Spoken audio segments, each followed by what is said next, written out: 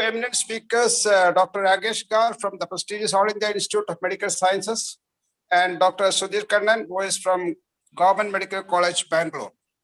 Sir, I welcome you to this meeting. Thank you very much, sir.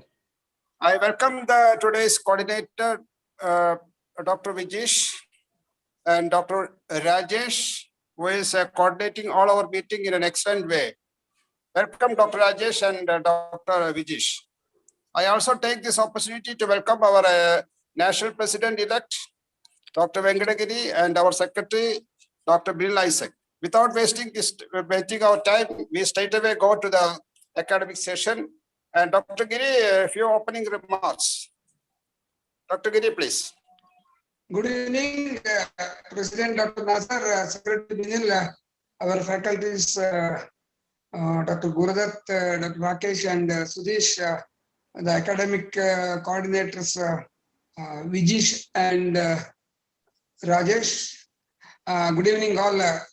As routine, we are going ahead with the weekly academic program of ASA Kerala for the PGs, which is getting more and more popularity. Today we have very eminent faculties, and the popularity shows by the attendance. In the beginning itself, we have nearly, or now it must have crossed 150 participants, and people are eagerly awaiting all the faculties, Dr. Gurudatt, Dr. Rakesh and Kannan. And it is our endeavor that the PG should get the benefit of good faculties and get well trained in anesthesia. In that we are going ahead. And I thank our faculties for agreeing for coming to this webinar or the PG classes of this week and spending their time. And wish that more and more PGs will join in the coming days, because today I got a message from one of the cardiac anesthetist faculty from Maharashtra telling that, sir, please always tell that, include my name also. Our PGs also want to join that. So it is not only Kerala, from all over India, PGs are participating. So once again, I welcome all for this academic program. There are many faculties which I don't want to wish to name all the things, all the people today. And welcome all senior members, faculties and PGs. And thank you all. And let's go for the academic program, starting with Dr. Gurudatt. And the next part will be next week. I think it is not a 1 week program. It is a part 1 and 2. Today is a part 1, and this part 2 will be done next week's program. Thank you. Over to you, Binil. I request Dr. Rajesh and Dr. Vijesh to take over the academic sessions. Please. Dr. Rajesh, Dr. Rajesh, am I audible? Dr. Rajesh, yeah, or now it's audible. Yes, clearly. Just start out.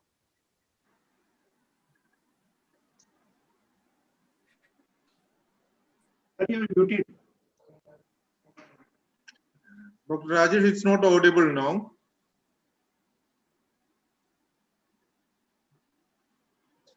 Sir, you are muted, sir. Rajesh, sir, you are muted. Dr. Rajesh, yes, sir.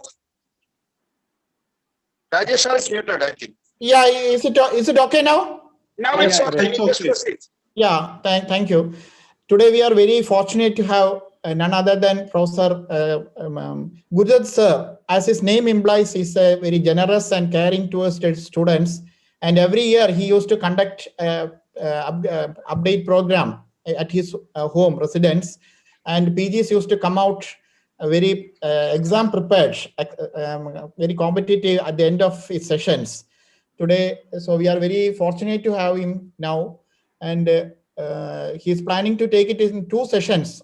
Today he's planning to do it anesthesia machine, and I was told in the next week also he's planning to do with the workstation. Over to Gurudatt sir. Yeah, thank you, Rajesh. I'll just share the screen. Okay, sir. Is it visible? Yes, yeah, sir. you are Yes, visible. sir. Is it okay now? Yes, Yes, sir. Yes, sir. Okay. Shall I start, Rajesh? Yes, sir, please. Okay. Good evening, everybody. And, first of all, my thanks to ISA Kerala. They are doing fantastic work, conducting PG update every Saturday for the past, I think, many months now. And majority of the PGs of all over India, they are taking part and they are highly benefited. So we should really appreciate the efforts from the ISA Kerala for this.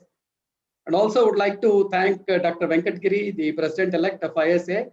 So actually he asked me about maybe about 20 days back that I should take classes for the PGs in this PG update regarding the anesthesia machine. So he was so generous, he asked me to take this classes for 2 weeks. So I have divided today also I'll be talking for about an hour, and probably next week, that is on 27th also I'll be talking about for maybe about 40 minutes or 1 hour. So thank you, Venkatgiri, for this generosity. And also I would like to thank Vijesh and Rajesh for this opportunity that has been given to me so that I can reach many of the postgraduates and I can teach them regarding the anesthesia machine and workstation. It is an honor for us. And, Pardon? it is an honor for us, you being with us. You are a real guru for all of us. Thank Really, you. you are my guru when I was doing PG. You are the final year and I was, and you are the guru for everybody. It's an honor you being with us. Thank you. Thank you, Giri. Thank you so much. So I also would like to bring greetings from Mysore and the JSS Medical College Hospital, where presently I'm working. Just one thing I just want to tell all the postgraduates, because anesthesia machine and workstation are usually an enigma for majority of the students. So when I used to conduct the DNB classes for the DNB students, exam going students of DNB.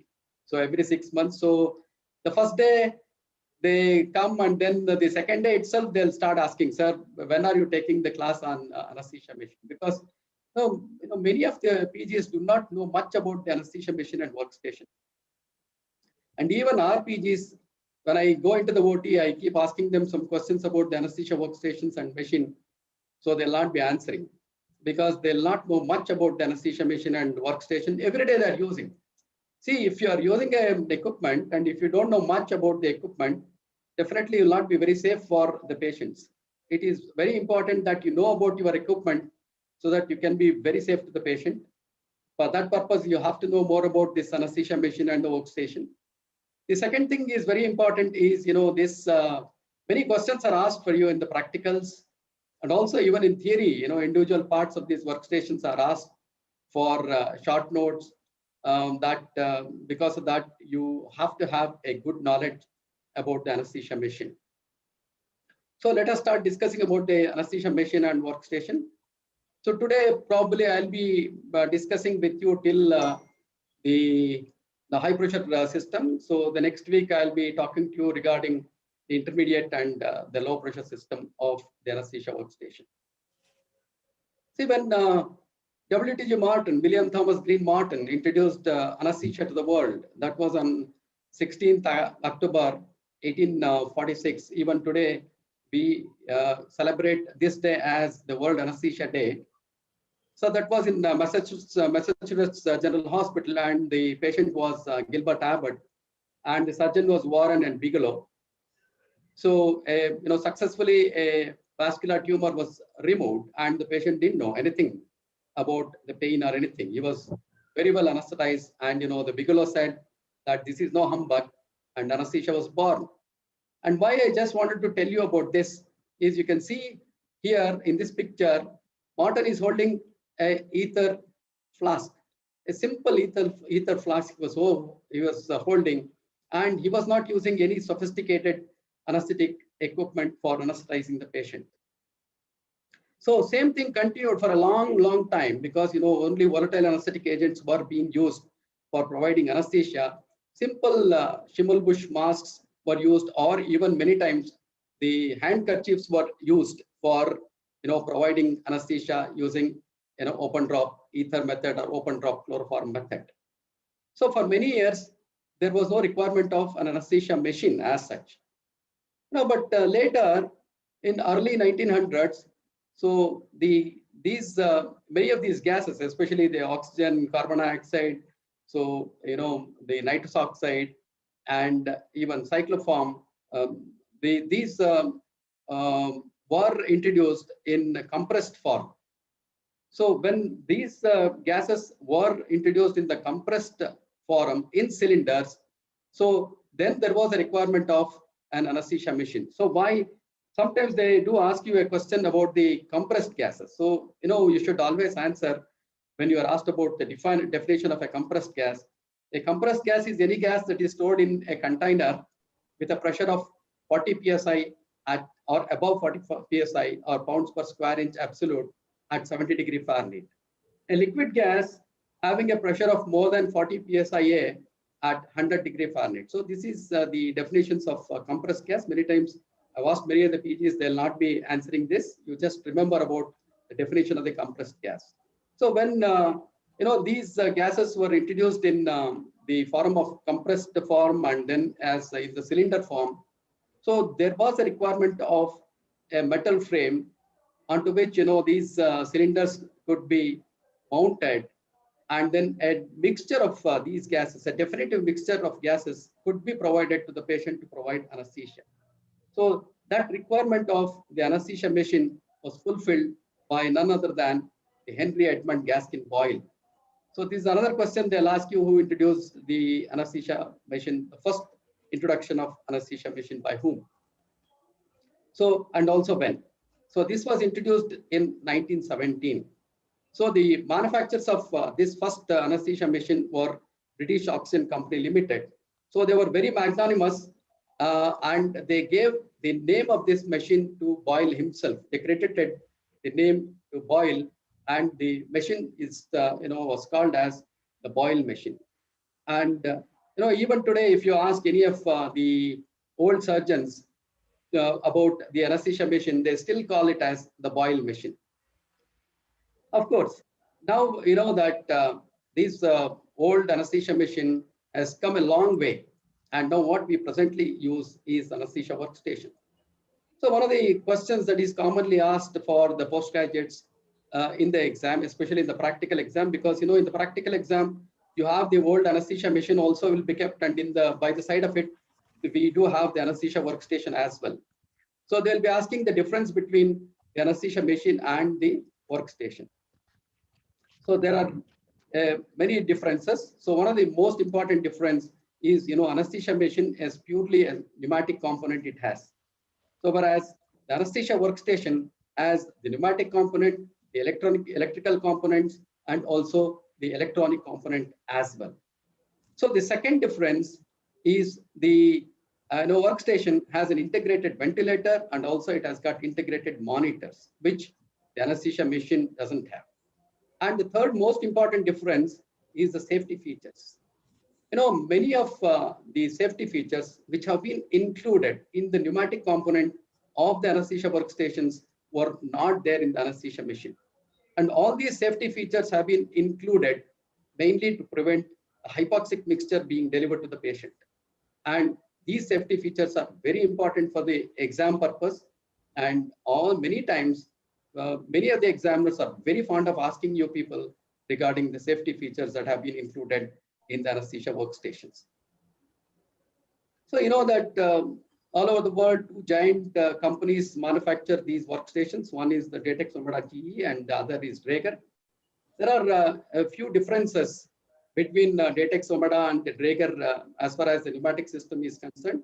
So you have to know about this, because in one of the OTs you may have a Draeger machine, another OT you may have a GE machine.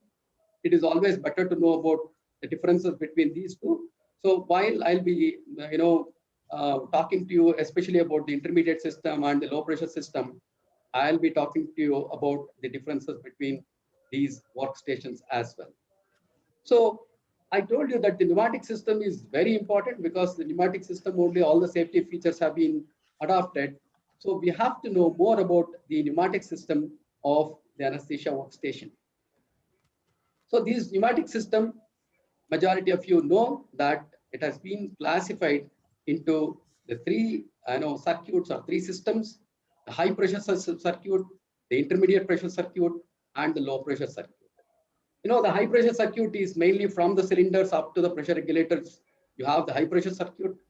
From the pressure regulator downstream up to the flow control valve, you have the intermediate pressure circuit, and down the flow control valve up to the common gas outlet, or in workstations up to the closed circuit, we have the low pressure system or low pressure circuit.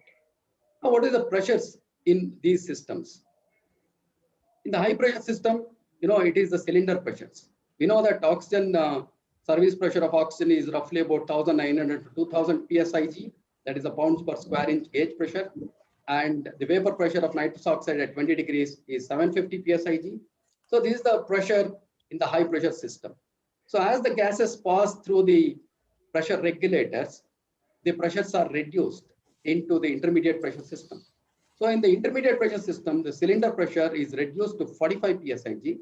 In the meantime, into the intermediate pressure system, the pipelines are also attached. So the pipelines are part of the intermediate pressure system. The pipeline pressure is roughly between 50 to 60 psig. Now, there is a deliberate difference between the reduction of the cylinder pressure and the pipeline pressure. So this is another common question that is asked for you in the examination. Why there is a difference between the pipeline pressure nearly 60 psi and cylinder pressure is reduced to only 45 psi. So the thing is, suppose I have opened the cylinders first, because these cylinders are always kept as backup cylinders. So, but once I want to start my case, I have to open the cylinder and check whether I have got enough of backup pressure in the cylinders or not. Suppose I have opened this cylinder, actually I should close the cylinders. But suppose I have forgotten to close the cylinder, I have opened these cylinders as well as I have connected the workstation to the pipeline supply. Now, the question that is asked for you in the exam is, which gas is preferentially used? Is it from the pipeline supply or from the cylinder supply? Now, because of this deliberate difference in the pressures, the pipeline supply of the gas is preferentially used by the workstation and not the cylinder supply. The pipeline pressures also will stop the flow of the gases from the pressure regulators also, because they're going to build higher pressure inside the pressure regulator, inside the chamber of the pressure regulator, so the flow of the gases from the cylinders cannot occur. So that way, definitely the pipeline supply is preferentially used. So that should also occur. So this is one of the safety measures that has been adopted in workstations, which was not there in the older machines. Because in the older machines, the pipelines are also connected to the same yoke. So if the pipelines are also connected to the same yoke at a pressure of 60 psi, and the cylinder pressure is much, much higher. So when you keep that open, both the things are open. So naturally, the cylinders get emptied first and not the pipeline. So that is the reason in the older machine, this safety feature was not there. Now the safety feature has been adopted in the newer workstations. But one thing you should always realize, even though this safety feature is there, still you do not keep the cylinders open when you want to use the pipeline gases. That is because, one problem is there can be fluctuation of pipeline pressure. Sometimes it can even come down below 45 psig. So once there is a decrease in the pressure of the pipeline system, then the cylinder supply of gases will be used up by the workstation. That is one thing. The second thing is, that suppose the pipeline pressures are exhausted, now the cylinders will start getting used up, and cylinders also get exhausted. Now you get an alarm, then only you get an alarm till the cylinders have got the gas and the pressure, the alarms will not sound. So when the alarms sound, now you try to open your backup cylinder, the backup cylinder is already opened and exhausted. So that is the reason you have to make sure that before you start the case, you first open and check the cylinder pressures and then close it. So the next thing is the low pressure system. So the pressures in the low pressure system is just about 5 to 8 psi, just above the atmospheric pressure. Now let us discuss about the each system. Now coming to the high pressure system, mainly the components of high pressure system, you have the cylinders, the hanger yoke assembly. Inside the hanger yoke assembly, you have the check valve also, and you have the pressure gauges and the pressure regulators. So a lot of questions will be asked for you regarding the cylinders. So I made it a point to in detail to explain about these cylinders. So many times one question is asked about to name, just a simple question to name the parts of the cylinder. Now the cylinder has got a body, it has got a shoulder, and the shoulder is very important because many times the shoulder is the one wherein the color coding is done, and then the neck of the cylinder, and into the neck, so the cylinder valve is threaded or screwed inside the neck of the cylinder. So these are the parts of the cylinder. The valve is a separate entity when compared to the cylinder proper. So another very important safety features of these cylinders are, they are made seamless. Seamless means there are no joints. So this is another very important safety feature. So you will be asked about, and if there is a joint, it is a big part of the cylinder. It can give way because high pressure gases will be there inside the cylinder. Like 2000 psi is a very high pressure of oxygen. So seamless body is very, very important. So next is what is the metal or the alloy with which the cylinders are made of? This is another common question that is asked. So initially the cylinders were made with hand forged steel. So this was the alloy that was used to manufacture the cylinders. The main problem with this hand forged steel was it had less tensile strength.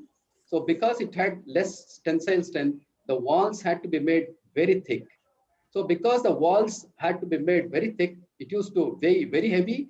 And the second was the capacity or the volume inside was less. Now presently what we have is the molybdenum steel. That is the one which now presently the cylinders are made of. The molybdenum steel, it has got a high tensile strength. It is lightweight. Because of high tensile strength, the walls could be made slightly less thicker, and because the capacity could be increased, it could contain 20% more gas. We also have aluminum cylinders for MRI suits. The other question that can be asked is, what are the engravings on the cylinders? So this is another common question that is asked, that markings on the cylinder. So usually the cylinder, the front of the cylinder and the back of the cylinder. Usually we say the front of the cylinder means the cylinder is facing the machine. The front of the cylinder, you can see one thing is that what is written is the DOT. DOT is Department of Transportation. So if the Department of Transportation has definite specifications for the manufacture of the cylinders, so if the cylinder satisfies all these specifications, then they'll mark it as DOT. That is very important. So next to DOT, it is there as 3AA. 3AA means it is made of steel. And another very important thing next to 3AA is 2015. That is written. That is the service pressure. 2015 pounds per square inch is the service pressure. So sometimes you'll be asked, what is this service pressure? Now, service pressure is the maximum pressure with which a cylinder is filled for supply and to be used. So this is what is service pressure. So another important thing, on the back side of the cylinder, you do have certain engravings, especially the elastic expansion of the cylinder when they do a hydrostatic test. You can see here 17.5 cc at 3360 psi. Because this 3360 psi is again important, it is usually 1.6 times the service pressure. So usually they check the cylinder's tensile strength with making the cylinder to have a higher pressure of 1.6 times the service pressure. You can see if you multiply this 2015 by 1.6, you get this 3360. So that is the pressure at which the cylinders are usually checked. So you have also sometimes some of these cylinders, you can see the dates on which these cylinders are checked. So that is also there in some of the cylinders. But in Indian cylinders, you don't have these dates are not there on the cylinder, but usually there will be the plastic disc or an the metal disc that is just between the cylinder valve and then the main body of the cylinder. So many of the students would not have seen this disc at all. So on this disc, it is engraved when the date of testing of the cylinder. So it is very important to know that this particular, the disc. So tomorrow or day after tomorrow, once you go to the OT, you just see the cylinder and see whether this disc is there or not. And this disc is important to know about. So I told you about 3AA, that is the steel. So another thing is 3AL if it is written on the cylinder, or 3ALM is written on the cylinder. It shows that the cylinders are made of aluminum. So in a nutshell, the markings engraved on the cylinder is the service pressure, dates of test, and the chemical formula the cylinders contain, whether it's nitrous oxide or whether it is oxygen. And another very important thing for us is the tear weight. The tear weight is nothing but the weight of the empty cylinder. So I'm going to talk to you later about why this tear weight is important. This is especially important when you have the liquid gases like the nitrous oxide and carbon dioxide, because by the pressure gauge, you will not be able to know how much of nitrous oxide is available for you or how much carbon dioxide is available inside the cylinder, because the pressure gauge will not dictate, or it will not show you how much volume of gas is present. So we'll just talk about this tear weight later. So the sizes of the cylinders, they are usually named based on the alphabets. So either it can be from A, B, C, D like that. So what we have is usually the D cylinders and the E-type cylinders are the ones which can be mounted onto the workstation because they do have pin index. Whereas the larger cylinders like F cylinders is the ward cylinder. The H cylinder is the one which is the very largest cylinder and contains the highest amount of capacity of the gas, and it is the one which is used as the bulk cylinder in the manifold for the pipeline system. And here you can see the tear weight also. I just showed you the tear weight of the empty E-type cylinder is about 5.4. So I'll let you know later why this is important. Now regarding the color coding, the color coding was the international color coding was first introduced in 1949. And we all know that in that international color coding, so both the bodies and the shoulders were color coded. Like oxygen is black body with white shoulders, nitrous oxide is blue and blue, and carbon dioxide is gray throughout both the shoulders and the body. Cyclopropane is orange, and the helium is brown, and Entonox blue body, and the neck is white and blue.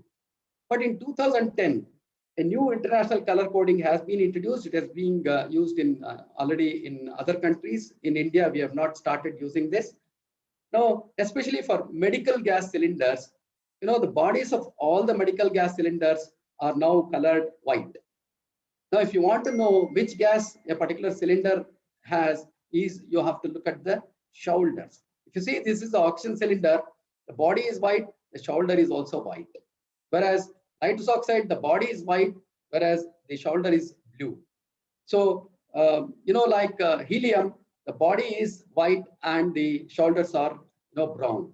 And the air, the body is white and the shoulders is white and black. So it is always like that. And Entonox again, the shoulders are blue and white. And and one capital letter N is also etched on the shoulders of these cylinders. That shows that this is a new international color coding. So just remember about this new international color coding. You may be asked about, because the original color coding was introduced only in 1949. So it's a long time. So only for medical gases, this has been changed. Now coming to the cylinder valves, I told you cylinder valves are separate from the body of the cylinder. So they are screwed into the neck of the cylinder. So usually the cylinder valves will have two surfaces. You can always say the inner surface and the outer surface. So inner surface is the one which is facing the machine. Outer surface is the opposite to that. So the from the outside, if you just see, you can see a stem, and you can also see a gland nut just below the stem, and you also can see on the outer surface a conical depression wherein the tip of the retention screw will be there for tightening, And below that, you have a pressure relief device. I'll be talking about this pressure relief device that is very important. And on the inner side, where it is cylinder is connected onto the yoke of the machine or the workstation, you have the port, and just below the port you have the pin index holes or pin index safety system. So whatever these cylinders that we are using, both the large cylinders and the small cylinders are of flush type. Also, they are called as direct acting types or packed type. So these are known as packed type or direct acting type or flush type of cylinder valves. Now this is a longitudinal section of the cylinder valves. Now you can see the spindle here, and you can also see the packing nut, or otherwise also it is called as a gland nut. And now in between the space is filled with Teflon, and that is tightened by using the gland nut. And below that you have a seat, the valve seating. So when we rotate the spindle in an anti-clockwise direction, so at least 3 or 4 rounds if you rotate, the seating will release the gases to move out of the port. Now one thing again, it's very important for you to know that you have to turn only the spindle or the stem. So because in one of the examinations, practical examination, I had gone to one of the centers wherein I asked the students, all the students were trying to open the gland nut, the packing nut. You should never do that, because you're going to produce a lot of the leakage of the gas.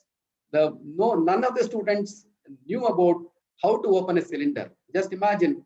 So that means they have never checked whether the backup cylinder is there or not. So these are very important things.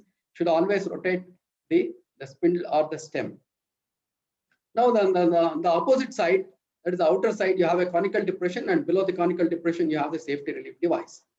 So one thing about the smaller D-type and E-type cylinders, or the port that is there, it is a female port. So it accommodates the nipple of the yoke. Whereas in larger cylinders, the port is a male type of port, and that non-interchangeable screw thread connection will be there for the pipeline here. That is the difference between a smaller cylinders with pin index safety system and the larger cylinders. Otherwise, these are also packed type of cylinders only. Now coming to the pin index safety system. So this is another very important thing. Who introduced the pin index safety system and in which year? So pin index safety system was introduced by Philip Woodbridge. That was in 1952. So actually commercially was made available from 1956. Now you can see the holes are made on the cylinder valve just below the port. This is the port, and exactly at about 9/16 of an inch below the port, from the center of the port, now the holes are made. From the left to right, the holes are numbered 1 to 6. And if you want to know in millimeters, it is roughly about 14.3 millimeter. That means every hole, the center of every hole will be about 14.3 millimeters, or by 9/16 of an inch from the center of the port. And the holes are made in such a way that each hole is overlapping the other. Like 1 is overlapping the 2, 2 is overlapping the 3, but 3 and 4 will not overlap. 4 will overlap about 5 over 5, and 5 will overlap about over 6. But 3 and 4 are overlapped by the 7. So this is what again you have to know, because even pin index safety system has been asked for short notes also for you. So the measurements are very important, and the numbers are also very important. So another important measurement about the pin index holes is the hole is about 4.75 millimeter diameter. The pins will have a 4 millimeter diameter, so that the holes can easily accommodate the pins, and the length of the pins is 6 millimeters. So these measurements always remember. So these pins of the yoke have to align with the holes of the pin index safety system. Then only you can fix a particular cylinder onto a particular gas, the yoke side of that particular gas of the anesthesia workstation. If the pins and then the holes do not align, you will not be able to fix. So this is one of the very important safety systems of the anesthesia workstations. So what are the pin index numbers? Now we have for oxygen it is 2.5. These three are very important: oxygen, nitrous oxide, and air, because these are available as D and E type cylinders. So usually mount them onto our workstation. So oxygen is 2.5 number, nitrous oxide is 3.5, then air is 1.5. So as long as the 5 number is common, the fifth hole is common for oxygen, nitrous oxide, and air, whereas only the first hole, that is the left side hole, is different. For air it is 1, and for oxygen it is 2, and nitrous oxide is 3. So it is easy to remember. Of course, Entanox is very easy to remember. It is a 7. Sometimes they may ask you about carbon dioxide. It is 1.6 for carbon dioxide. Now another safety feature which is very important for again exam purpose. Now these cylinders always to be kept in cold areas. They should never be kept in sun. So suppose if they are kept in sun, what will happen is the gas inside the cylinder will start getting heated up. Now once the gas starts getting heated up, now you know that the cylinders will have a good tensile strength. The volume cannot increase. So if the volume cannot increase, what will increase? The pressure will increase based on the Boyle's law, because the Boyle's law says that the pressure and volume are inversely proportional to each other. So once the volume cannot increase, the pressure increases. So in the meantime, what will happen is, now the temperature and pressure are directly proportional to each other based on the Gay-Lussac's law. So pressure, volume, and temperature are directly proportional to each other by Charles' law. So because of all these, the pressure inside the cylinders will start increasing, and once the pressure reaches a critical pressure, so cylinder can even explode, or even it can burst. So it can produce quite a bit of collateral damage to nearby people.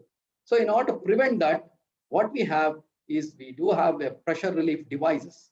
So these pressure relief devices, there are various types of pressure relief devices. They are mainly present, I told you in the beginning, present just below the conical depression. So the conical depression is the one wherein the tip of the retention screw will be accommodated. Just below that, we have the pressure relief device.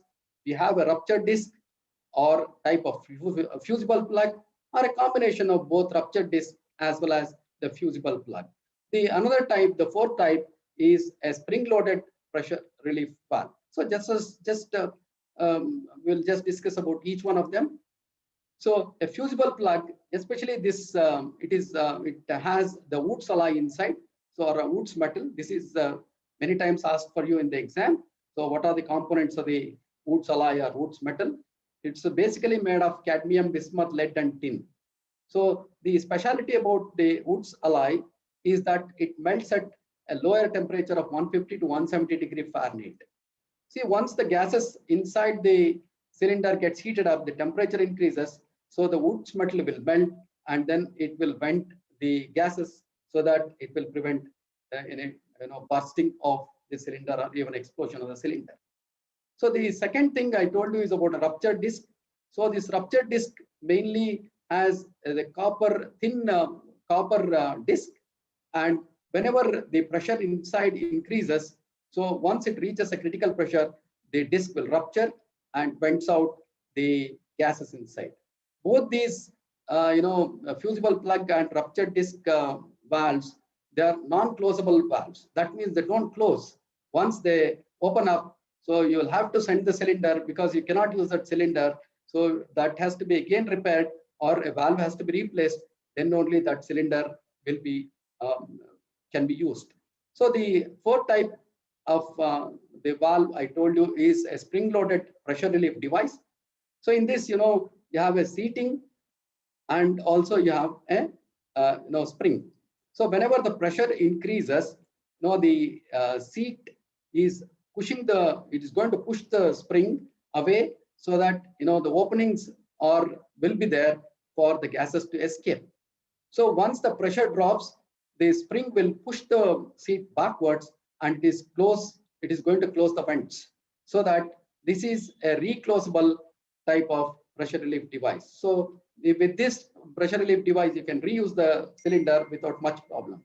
But these are usually not very popular pressure relief devices, because they may not function properly. So because of that, majority of the times, a combination of ruptured disc and fusible plug are the most popular pressure relief devices that are used. But if you are asked in the exam about our Indian cylinders, where is the pressure relief device? So if you are asked about it, if you are trying to look for the pressure relief device underneath the conical depression, you will never find it because it is not there.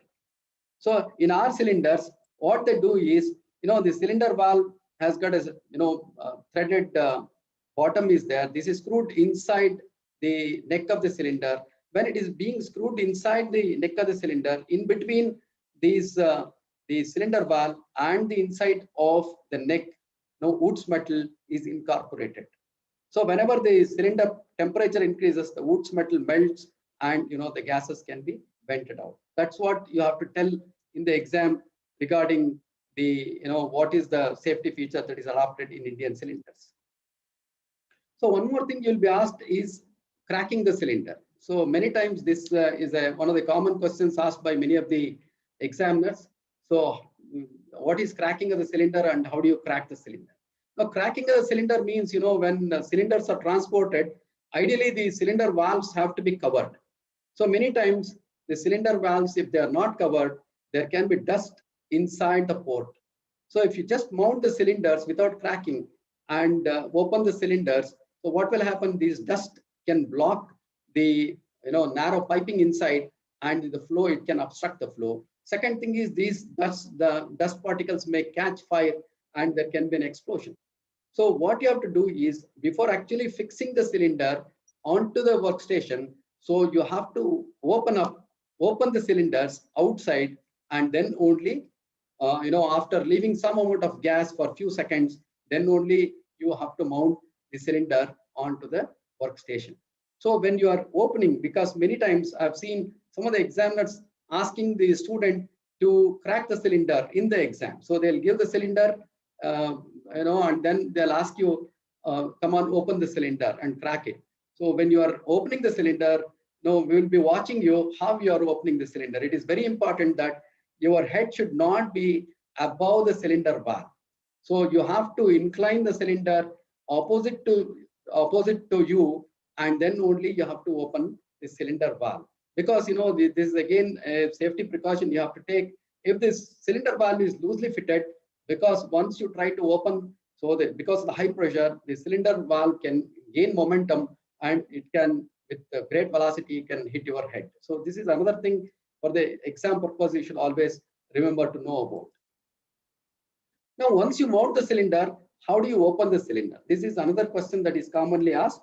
So when you mount the cylinder, when you want to open it, you have to open it very slowly. Never open rapidly. This is another common question again asked is, why should you open very slowly? So if you open rapidly, what is the problem is, when you open the cylinder, the gases have to flow through the yoke assembly and then to the pressure regulator. So in between the yoke assembly and the pressure regulator, the space is very, very narrow. So what will happen is, when you open it rapidly, so large amount of gas gets compressed in the narrow space in between the yoke assembly and the pressure regulator. Whenever it gets compressed, so it gains a lot of heat. So, but there is no time for the heat to be dissipated. So this is what is called as adiabatic process. Adiabatic process is the one wherein there is a change in the state of the fluid, and whatever the heat energy that is released, there is no time for dissipation of this heat energy. So this is called as adiabatic process. So they'll ask you about this adiabatic process, and if because of the large amount of heat that is gained, so if there are any particles, I told you about cracking of the cylinder, if there is any dust particles, they may catch fire and there can be an explosion. So this is why you have to open the cylinder slowly and not rapidly to prevent adiabatic process to occur. Now coming to the tests for the tensile strength of the cylinder. So various tests are done, and usually these tests are done once in 5 to 10 years, and 100 cylinders of that batch, out of 100 cylinders, one cylinder is tested. And I told you a plastic ring around the cylinder will indicate the time of the testing and next testing. So there are many tests, like, you have the hydraulic testing, you have flattening test, you have the impact test, you have bend test. So in that, the most popular is the hydraulic testing. So in this hydraulic testing, it is a very simple test. So what they do is, they introduce this cylinder into a water jacket. You can see the water jacket outside. So this water jacket is connected to a, the glass tube, which is the graduations are there in the glass tube. So once the cylinder is introduced here, so the level of water in the graduated tube will rise, it will go up. Now what they'll do is, this cylinder will be connected to a water source. The water is pumped into the cylinder, and the pressure inside the cylinder is increased to 1.6 times the service pressure. That's what initially on the markings of the cylinder I was telling you, it is the pressure increased inside is 1.6 times the service pressure. So if the tensile strength is poor, it is going to yield, the cylinder is going to yield, and it is going to expand. Once it expands, the gauge here, it will be showing a higher level of water. So this is what is called as hydraulic testing. It's a very simple test. Whereas for other tests like impact test and bend test, you have to break open the cylinder and you have to do the test. So majority of the times, the hydraulic test is the most popular test that is being done. Now, another question you can be asked is how these gases are filled. So oxygen, usually it is filled. It's a gas because it is the critical temperature of oxygen is -118 degrees, and at room temperature, the oxygen is always remains as a gas because it is much higher above its critical temperature. So filling is very easy. So they just fill it to the service pressure. So of 1900, 2000 psi. So once it reaches this pressure of service pressure, they'll stop filling it. Whereas for nitrous oxide, because it's a liquid gas at room temperature, because its critical temperature is 36.5 degrees. So room temperature at 20 degrees, it always remains as a liquid. So it is based on how it is filled is based on the filling density. Now, what is filling density? This is another question it is asked for you. It is nothing but weight of nitrous oxide divided by weight of water. Because in an E-type cylinder, the volume inside or the capacity inside is about 5 liters. Because the water density of water is 1, so the 5 liters of water will weigh 5 kgs. So you can see here the denominator will be 5 kgs, and the filling density in tropical climates and countries, the filling density is 0.68 or 68%.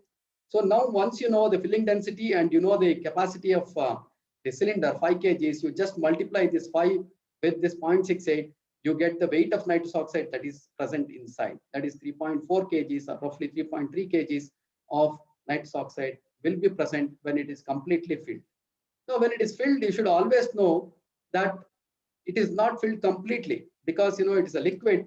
So only about 90% when 3.3 kgs of nitrous oxide are introduced into these cylinders, almost about 90% of the cylinder is filled. Almost nearly about 5 to 10% of the space is kept vacant for nitrous oxide to vaporize. So it is not completely 100% it is filled. This is also an exam question. What is the percentage of nitrous oxide cylinders are filled? They are filled based on the filling density, and the percentage is filled is about 90 to 95%. So above that, you require for vaporization of the cylinder. So in a nutshell, the safety features of the cylinders, that they are made of molybdenum steel, the color coding is there, seamless body, safety relief valve, and the pin index safety system. So coming to the hanger yoke assembly, now there is a older hanger yoke assembly. Now there is a newer one. So with modern workstations, these parts of the hanger yoke assembly, you have the body of the hanger yoke assembly. You have a swivel gate also. Many of the hanger yoke assemblies will have. So you have the retaining screw, then the pins for the pin index safety system. You have the Bodak seal. You have the nipple for the port of the cylinder to be connected. And inside the hanger yoke assembly, you have the filter and also the check valve.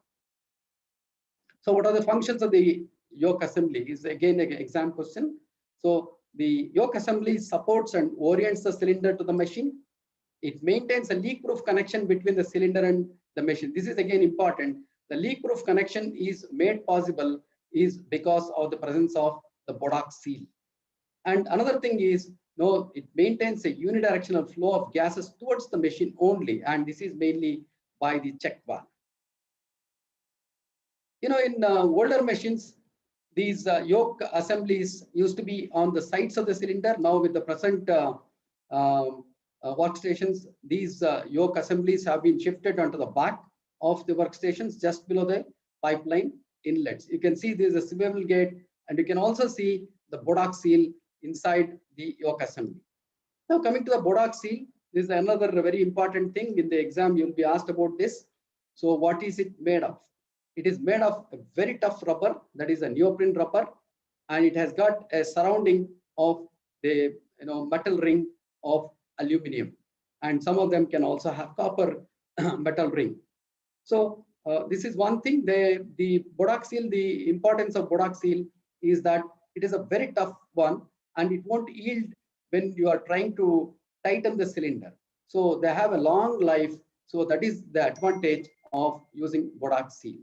So one thing you should remember, that again, you may be asked about this, you should never use more than one Bodak seal, because if you use one Bodak seal, you will definitely negate the safety system, that is pin index safety system.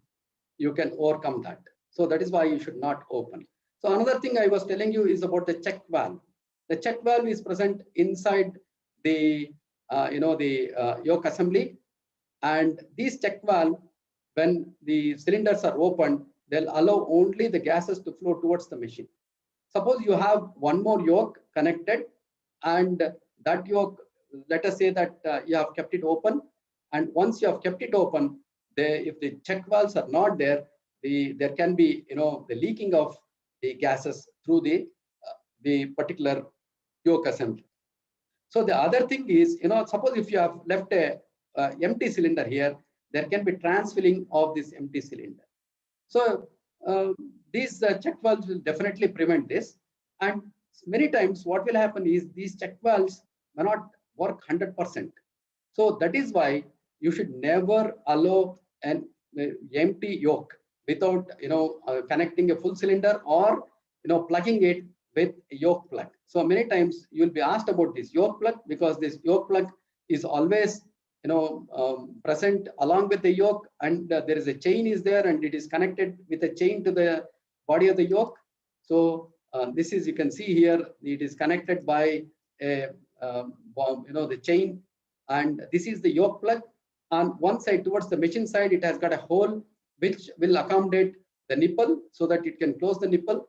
The other side, it has got a concavity, or the depression is there, so which will accommodate the tip of the retention screw. So this yoke plug is very important. So many of the students will not know about this yoke plug, and they call it as yoke block also. It is not yoke block, it is yoke plug. You can see here the yokes, empty yokes of carbon dioxide or even cyclopropane in the older machines being plugged by using yoke plugs. So you can see the chain also. So it's very important. So when you go to your OT tomorrow, day after tomorrow, just check for yoke plugs are there or not in your workstation. That's where they are very important.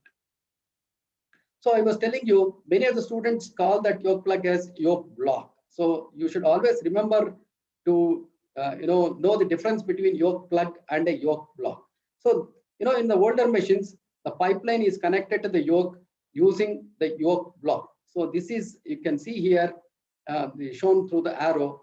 It is the yoke block, and it is not the yoke plug, where central pipeline is connected to the yoke. So these yoke blocks are almost replicas of the cylinder valves. Now, another common question for you in the exam, you'll be asked about, because if they show you the yoke block, and first they'll ask you to name that, so you'll have to name it as yoke block. And the second thing is, there will be pin index holes on either side of the yoke block. So I've used this yoke block with only pin index being only one side. So they are dangerous, because you can invert these yoke blocks and connect to a wrong yoke. So in order to prevent connection of these pipelines to a wrong yoke, so they have made the holes on either side. Even if you invert the yoke block, you'll not be able to connect the pipeline to a wrong yoke. So this is the one is very important for you to answer in the example. So now we know that we do have the pipeline connection separately in the workstations. You don't require a yoke block. So what you have is in the workstations, you have the pipeline inlets. The pipeline inlets are usually just above the yoke assembly, and you can see here the pipeline inlets. So these pipeline inlets are also will have a diameter index safety system. So you have the pipeline system, the pipeline, this is the pipeline with, the connectors are there for the pipeline. The connectors with the pipeline have to be connected onto the inlet of the, bodies of the, on the machine side or on the side of the workstation. So what is very important here is the diameters of the nut and then the stem. Usually you have a nut, you can see the nut here, and then inside is a stem. So the diameter of the nut and stem should align with the inner and outer diameters of the body. So then only you can connect that particular pipeline onto the body of that particular gas inlet. So this is what is called as diameter index safety system. Here, the diameters of both the nuts and the stem are separate. So whereas you do have one more type of diameter index safety system that is called as a NIST. NIST is the non-interchangeable screw threads. So these non-interchangeable screw threads, the difference between this and NIST, sometimes you may be asked, is that the nuts are not indexed in NIST. Only the probes or the stems are diameter index. So the majority of the UK manufactured machines, you have the NIST connectors, and the US manufactured machines, you have the disconnectors. So this is on the machine side. What is happening? Okay, in the machine side, again, in the inlet of the pipeline connections on the machine side, you have a check valve also. So that, suppose if you have not connected any pipeline onto this inlet, so if the gases tries to come out, they'll not be able to come out by this check valve. This is again a safety feature that is adopted inside the inlet of the pipeline system. So on the wall side, you do have wall outlets, and these wall outlets are also diameter indexed actually, and they are also color coded. But though they are diameter indexed, you don't call that as a diameter index safety system. The connections are called as Schrader valves. Schrader valves are otherwise also called as quick couplers. Why they are called as quick couplers is because you can rapidly decouple or couple these pipeline onto these wall outlets. So that's why they are called as quick couplers or Schrader valves. So that you should always remember. There is another question that will be asked for you to name these connectors at the wall outlets. Now coming to the pressure gauges. Now we had pressure gauges in the older machines on just above the yoke assembly. Now these pressure gauges have been shifted to the front of the workstation, and majority of the times they may be just below the flow control knobs. You can see these are the pressure gauges for the pipeline system, and these two are the pressure gauges for the cylinder. You can see the symbol is always there for the cylinder. You can also have the pipeline symbol for the pipeline pressure gauges. This is again another safety feature because in the older machines we did not have any pressure gauges for the pipeline gases. Now we do have the pressure gauges for pipeline, and you will know by looking at these pressure gauges how much of the pressure is there inside the pipeline system. Suppose if this indicator starts falling, now you know that you'll have to open the backup cylinder. So that's the reason why this is a safety feature that is adopted in your workstations. Now these pressure gauges are called as the Borden's pressure gauge. This Borden pressure gauge, it is a hollow metal tube made of copper, and the tip, it is bent like a C or a J tip, and the tip is J shaped and the tip is closed, and the tip is connected through a clockwork mechanism to an indicator. Now here what happens is, Now, once you open the cylinder or the pipeline is connected, so the gases will start flowing through these, the metal tubing. Once the gases flow through the metal tubing, because of the pressure, it straightens. Once it straightens, because of the clockwork mechanism, so the indicator starts moving over the gauge and it will be showing what is the pressure inside the cylinder or in the pipeline system.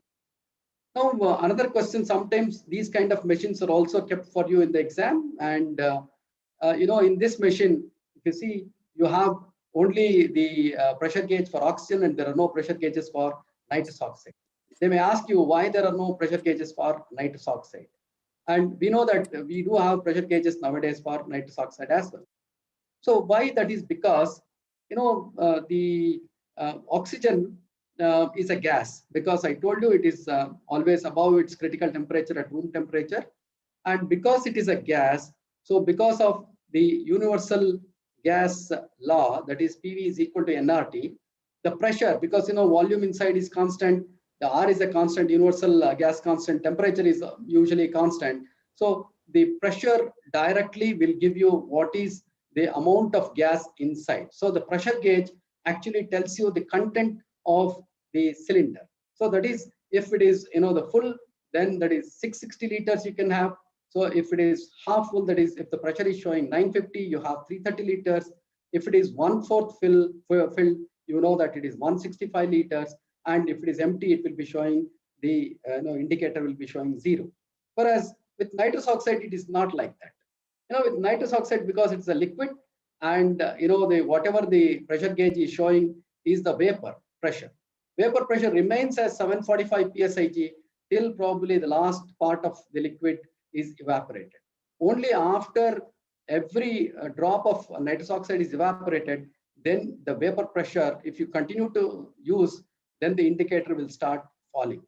So that's why initially they thought that there is no requirement of a pressure gauge, but later they considered that once the indicator starts decreasing or showing a reduced pressure, now you know that there is nitrous oxide is completely, the liquid is into the vapor state, and there is a chance that after some time you may have to change the nitrous oxide cylinder or to open a new cylinder. That is why presently we do have the pressure gauge for nitrous oxide cylinder. Now, another question they'll ask you is calculation of the contents of an E-type cylinder. So it is basically based on Boyle's law, which states that, already I told you, pressure and volume are inversely proportional to each other at constant temperature. So the formula you use is P1 V1 is equal to P2 V2. So using this formula, you can say that, at 1 atmospheric pressure, you can have with an E-type cylinder 660 liters. Suppose I am using 3 liters per minute, I can use this for 220 minutes. Whereas with the nitrous oxide, so again, it will be asked for you in the exam. So nitrous oxide is a liquid, so it won't obey the Boyle's law. It obeys the Avogadro's hypothesis, because Avogadro's hypothesis, it states that 1 gram molecular weight of any gas will give almost about 22.4 liters at standard temperature and pressure. This is again important. Standard temperature in the definition is 0 degrees centigrade or 273 kelvins. So now you have to calculate actually at 293 kelvins how much of nitrous oxide is available, because we know that the molecular weight of nitrous oxide is 44. Then based on the Avogadro's hypothesis, we know that 44 grams of nitrous oxide will yield about 22.4 liters. So that is at 0 degree or 273 kelvins. So if I want to calculate for 293, I have to use the Charles law. So here, by using the Charles law, at 273 kelvins, it is 22.4. Now at 293 kelvins, how much? I got 24 liters. So now we know that 44 grams will yield 22.4 liters. So each gram will yield about 0.55 liters of gas at 20 degrees. Now we have, I told you that it is roughly about 3.3 kgs when fully filled nitrous oxide cylinders. So 3.3 kgs is 3,300 grams. So 1 gram will yield about 0.55. 3,300 will give you about 18-15 liters. So a full E-type cylinder, if you are using, so if you're using at 3 liters per minute, you can use it for 10 hours. So these are some of the common questions that are asked for you in the exam. So that's the reason why I have included these things also. So when all the liquid is turned into the vapor state, so then it obeys the Boyle's law, and usually once the indicator starts falling, you still will have about 250 liters in a E-type cylinder to be used. Now I was telling you about the pressure gauges. These pressure gauges are color coded. You can see they are color coded. And another very important safety features of these pressure gauges, they are in front, they are constructed by a very tough glass. So if there is a sudden increase in the pressure and the seat tube breaks, so the gases will not come out through the front. So they open up only inside. So that is going to prevent some amount of injury to the persons standing in front. So in modern machines, we may not, some of the workstations do not have these pressure gauges. They use the pressure sensors, and digital display of the pressures will be there. Like in this, you have the digital display of oxygen, air, nitrous oxide, and the cylinder pressures are also being shown because the cylinders have been closed, so it has been showing as 0. You may not have the pressure gauges as such. Now coming to the last part of today's discussion is the pressure regulator. So you know that the pressure what we use in the cylinder is a very high pressure, 2200 psi of oxygen. So these pressure regulators are constructed based on a basic principle, that is pressure is equal to force divided by area, or force is equal to pressure into area. This is the basic principle on which these are constructed. This is a direct acting pressure regulator, wherein the high pressure inlet falling on a small area entering a large area. So once it enters a large area, because pressure force is equal to pressure into area, if you keep the force constant from above, so the pressure has to come down. So that's how the outlet pressure will decrease. So what are the functions of the pressure regulators? Because this is another question that is asked. So many times when you are asked, you will tell in the first thing as it prevents barotrauma. No, you should not tell that as the first important function of the pressure regulator. What you should always tell is it provides a constant pressure and flow of gases to the flow meters. Let us just imagine, suppose the pressure regulator is not there, you are using 2000 psi of the cylinder, and I'm keeping about 3 or 4 liters of flow of oxygen. After say a few minutes, the pressure in the cylinder starts falling. So because the flow depends on the pressure, the flow also starts falling. So my job will become only to keep on adjusting the flow of oxygen or nitrous oxide there. So that is the reason the presence of the pressure regulator will provide a constant low pressure to the flow meters so that the flow is kept constant. So that is the main purpose of using the pressure regulator. Of course, the other functions are like prevention of wear and tear, fine needle valves, and prevents barotrauma to the patients. So this is the indirect type of pressure regulator. Now here you have the high pressured gases are entering, and they are pushing a valve with a small area. You have a return spring also here. This return spring is connected through a valve thrust pin to another spring which has got a higher force than this return spring force. So because of that, this valve is kept open. So the gases can enter into a larger chamber and they can fall on this diaphragm of a larger area, and they can, the outlet pressure is always decreased. So if you want to calculate, these are some of the equations are there. So if you want to know more about, you can read Dash and Dash. Beautifully, it has been explained, and I don't want to go into details about these, the calculation of these equations. So because they, quite a bit of time I've already taken. So one more thing about this thing is the regulators is the older machines, you have this master and slave regulators. So master being oxygen and the slave regulators used to be the nitrous oxide. Usually there are 3 chambers. Many times you are asked about this particular, the slave regulator of nitrous oxide.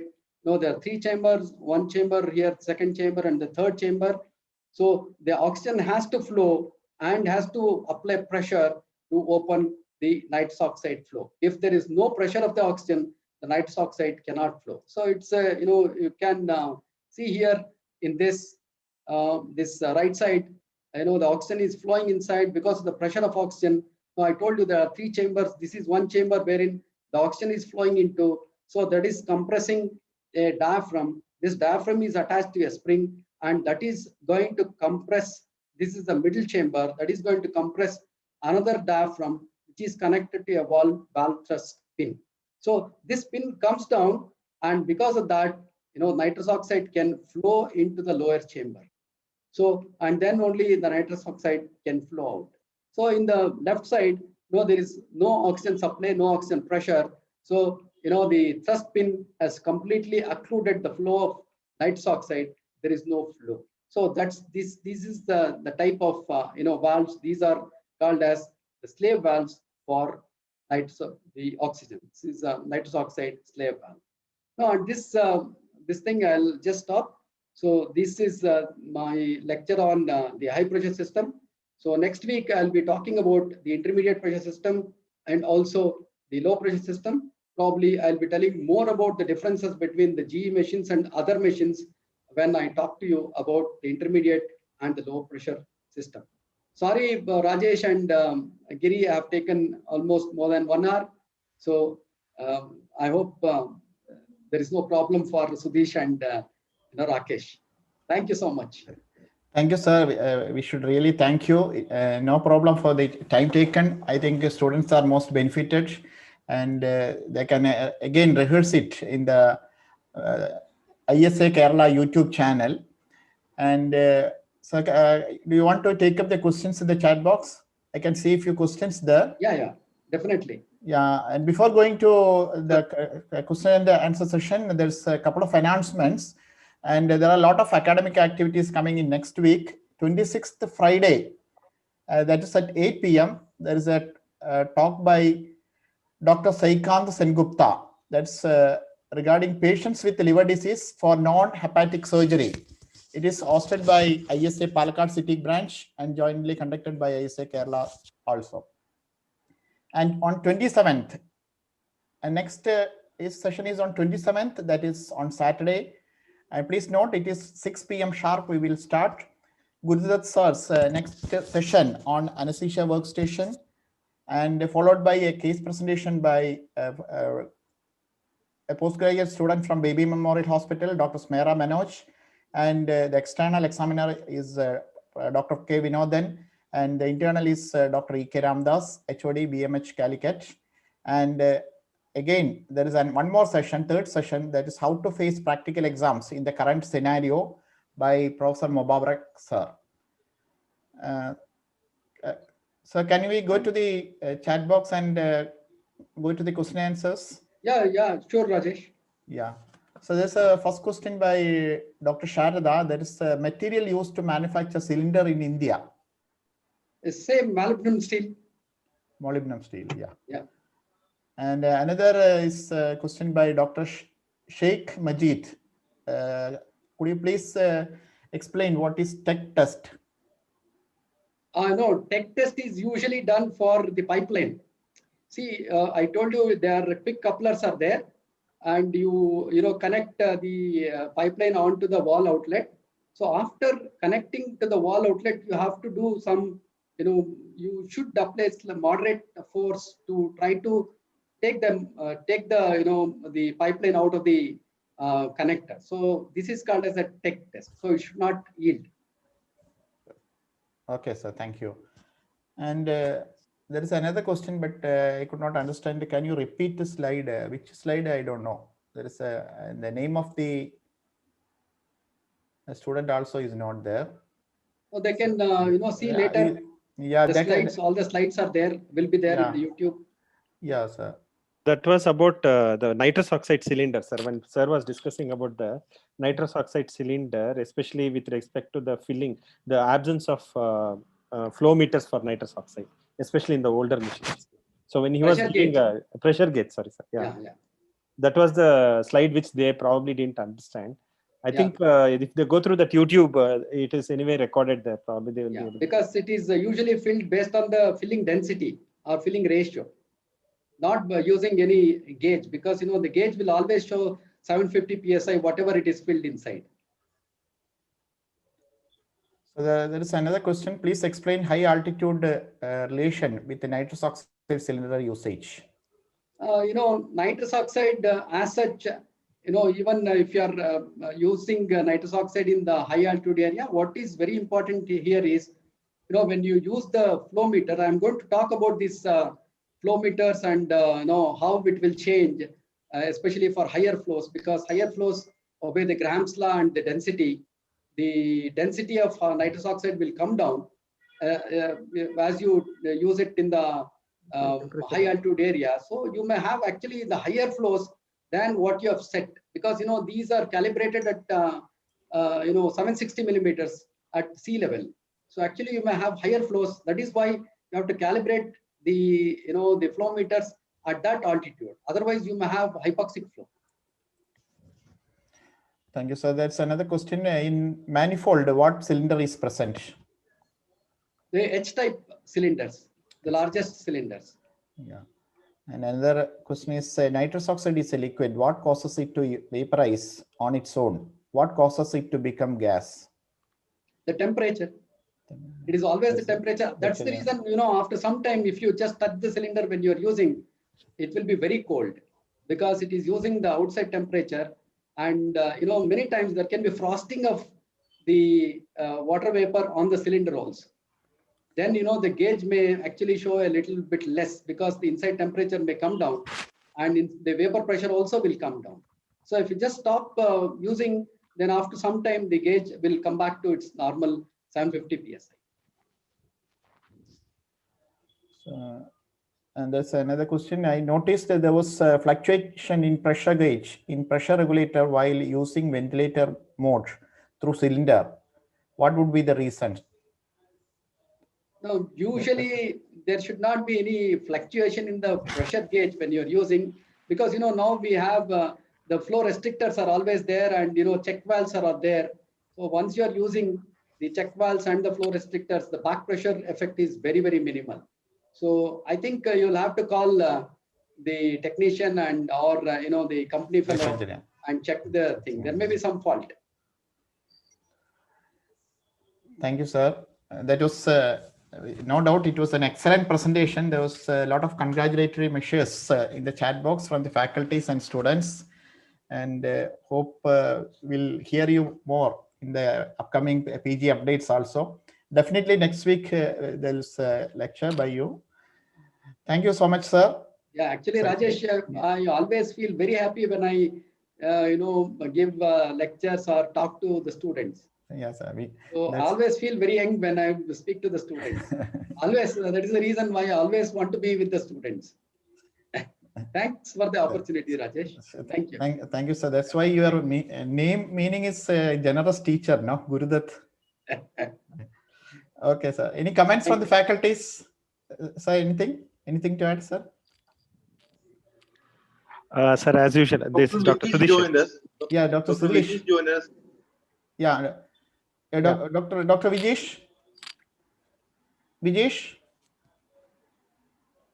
Dr. Sudesh. Sir, good evening, sir. Yeah. At the outset, I'd like to thank the Kerala ISA for giving me this wonderful opportunity to be on the this PG update program. And I just went back to my PG's days, 13, 14 years back, when Gurudatt sir was my teacher. He used to stand beside us and dissect the anesthesia machine, those days, the Boyle's machine, and teach each and every component of the machine, especially. Now it's a time constraint, but then there was no time constraint. We stood almost 3 hours and we never knew how time passed. Like 3 hours, it was a beautiful brainstorming session regarding anesthesia machine. Thank you so much for taking us down the memory lane, sir. Thank you so much. Gained a lot of information also again. It was as good as like attending our PG class, like during our PG days. Thank you, Sudesh. Thank you. I'm sure many of them would have the same feeling in the group, probably. Right, Sudesh. So Dr. Vijesh has joined. Dr. Vijesh. He left again. He had joined, maybe left. Yes. Can we go to the next session? Yes. Yeah, we will move on to next session. Over to Dr. Rakesh and Dr. Sudesh.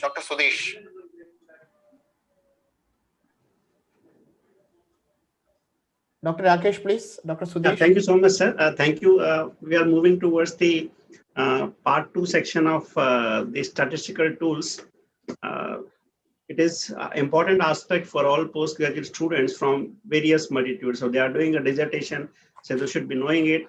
Even the theory exam at times contains short questions, and even in Viva OC when something is being asked. So if it is in the context of good understanding of the statistical tool, it becomes much more easier. And the most important is in the present era, when we talk about the evidence-based medicine, the critical appraisal of published literature is very, very important. So in continuity to the last month statistical session we have done, so we'll continue this time, and I will request Dr. Sudesh Kannan to start on the important aspect of understanding the various variables. There are so many words we use, so many numbers we use. So how to quantify them? Why do we sometimes say that it is having a quantity or it is having a quality? Why are they required? How they are important from the statistical tool, from statistical point of view? So I will request Dr. Sudesh Kannan to take it forward. Over to you. Thank you, Rakesh, sir.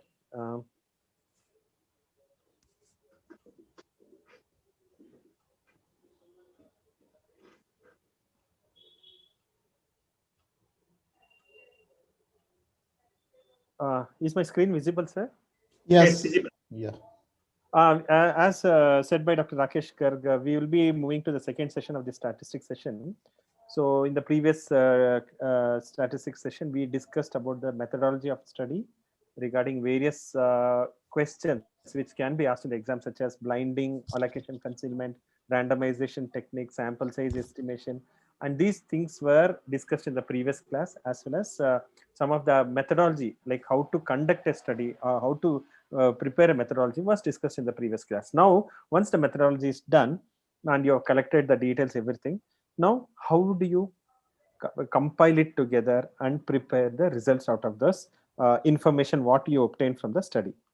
So that's what we are going to discuss in brief today. So the next 20 minutes or so, this particular session basically has divided into 3 parts. That is a part 1, which is where we are dealing with what do you mean by data, what do you mean by variables, what are the different types of variables and how are they measured. And secondly, the part 2 is how to confirm that the data is uniform or not uniform, and if they are uniform, how to go about. And if then next, what are the different types of statistical tests available and what are their choices, and what do you mean by p-value and confidence interval and their importance. And finally, the part 3, where both myself and Rakesh sir will be jointly handling the session, where we will be trying to present the interpretation of the results and how to present the results. So with this, we'll move to the topic. So just to start off, because most of the time if you start with a word or it will be dry and it might be difficult to follow, we'll just start off with practically with a simple example. Like we are trying to do a study where we are trying to study the effect of duration of anaesthesia with addition of 150 micrograms of clonidine intrathecally to hyperbaric bupivacaine in adult patients undergoing knee arthroplasty under subarachnoid block. So if you notice, it's a study which is trying to assess the duration of analgesia and of what? It's about the addition of clonidine to bupivacaine. If you add bupivacaine, what happens to the duration of analgesia? And in whom? In patients who are undergoing knee arthroplasty. So according to this, so in this study, obviously the control group would be patients who receive plain bupivacaine, and for the sake of uniformity and for the sake of blinding, we add 0.5 ml normal saline to that to make it a volume of 3.5 ml, whereas the control group, where the study group or group clonidine will receive 0.5 ml of clonidine, which contains 150 micrograms and 3 ml of bupivacaine. So what are the parameters what you are going to study? The primary outcome, as we discussed, as it is glaringly visible in the title, It is the duration of analgesia, and many times many secondary outcomes can be noted, which include the duration of sensory block, motor block, incidence of effect on hemodynamic parameters, incidence of hypotension, bradycardia. All these things are usually the secondary outcomes. So when you collect all these data, then we try to enter all these things into one of the commonest used tools is Microsoft Excel sheet. So we know that Microsoft Excel sheet is something like a sheet where you can enter all the parameters and then enter those parameters in the sheet, and you can do a lot of basic calculations in the sheet itself. So this Microsoft Excel sheet, we generally what we do is we just put we give the headings such as serial number, name, age, sex, IP number, ASA, what is the indication of surgery, then what is the mean arterial pressure, basal, then duration of analgesia, hemodynamic parameters you mentioned, like mean arterial heart rate at the time of basal, 5 minutes, 10 minutes, 20 minutes, like that. For every parameter, heart rate, SBP, DVP, MFP, for every parameter you just go on entering the data on the, you make a heading on the top of the sheet, and you go on entering the data in the various columns. Okay, and finally this is something what you get. So basically you mentioned that you concise the entire data what is entered in this sheet is actually finally compromised or compressed into small numbers which represent the entire data set. So this is, for example, age, the gender, the weight, and the body mass index, then ASA physical status, duration of surgery, and then the study parameters, that is duration of analgesia, duration, sensory and motor block. So basically they're compressed into a single number. The entire group of data are compressed into a set of single numbers. And what are these numbers and what are they called is what we are going to study in this particular session. So basically, if you notice, these are correct, valid measures and which are very specific to study. If you just go through the headings in the previous table, they are basically correct, valid measurements which are valid for studying that particular outcome measure, and they are specific to the study, and they are not randomly named or randomly measured. So these are the these parameters are the ones which are observations of interest whose value can vary in the study. So if you notice, these age, gender, ASA, mean arterial pressure, all these things can vary in both the groups depending upon what is added and what is not added. So therefore, these are the variables because they can vary in the study because of your intervention. So that's why they are called as variables. So when we describe these variables in the result section of an article or a manuscript, basically you describe when you apply statistics to these parameters, they actually are put in two types of statistics. One is descriptive statistics. As the word implies, it is about how do you describe that group of data, or in what way you present that group of data. And the second one is the inferential statistics. Inferential statistic means where you apply certain statistical tests on this group of data to infer about an outcome or to generate some meaningful conclusion out of that data set. What I am going to discuss in the first part is the descriptive statistics. So when you mention about variables, we just discussed about variables, like what are the variables. These variables are broadly classified into two types. One is quantitative or numerical, and the second one is qualitative or categorical. The quantitative or numerical is measured on a numerical scale, and it is quantified in the form of a number. It might be an integer or it might be a decimal, whatever it is, it's usually quantified by a number. Whereas categorical is defined by certain characteristic or quality, and it cannot be quantified. You have to make some assumptions to quantify them. For example, if you the quality of anesthesia, you can either mention good, satisfactory, or bad. There is nothing like you can measure. If you want to measure, you have to put in a scale. So that way, quantitative and categorical are the two broad classifications of variables. So if you see this, there are so many variables. See, age is one variable, gender is one variable, ASA physical status is one variable, duration of surgery is one variable, sensory motor block is one variable, and PONV is one variable. Each of these variables have got different characteristics, and they are classified as quantitative and qualitative based on their nature. So, for example, age is a quantitative variable, gender is a qualitative variable.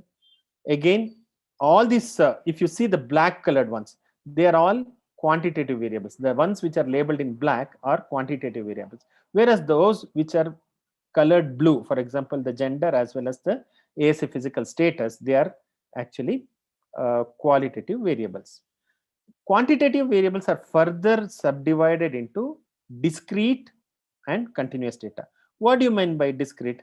Discrete usually take a countable number of values or distinct values, and usually the scale units are usually limited to integers. If you see the examples of a discrete data, example is number of patients admitted to a hospital, number of asthma attacks per year, number of hospitalizations per year, or anything like that, where, for example, you cannot mention number of patients to admitted to a hospital cannot be mentioned as 2.5 or 3.5 because they are complete numbers. So usually they are limited to numbers.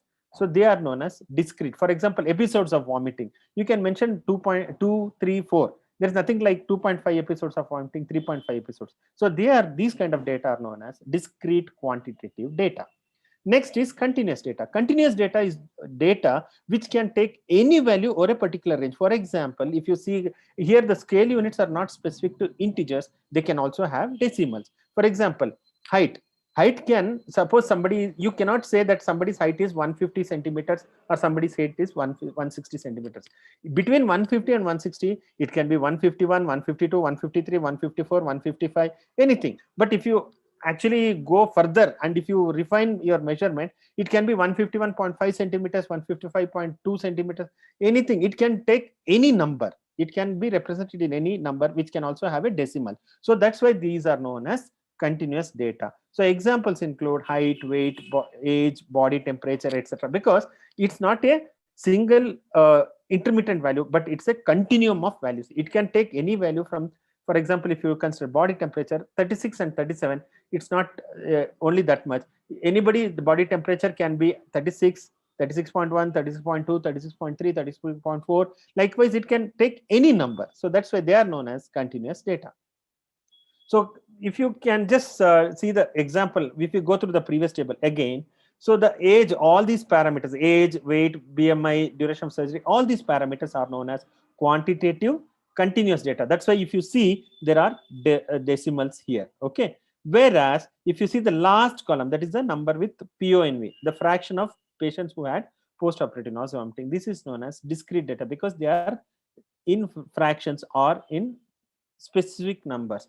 So you cannot mention that the incidence of PONV is 5.5. That means only 5.5% had PONV out of 50. So it's usually a discrete number. So this is known as discrete data.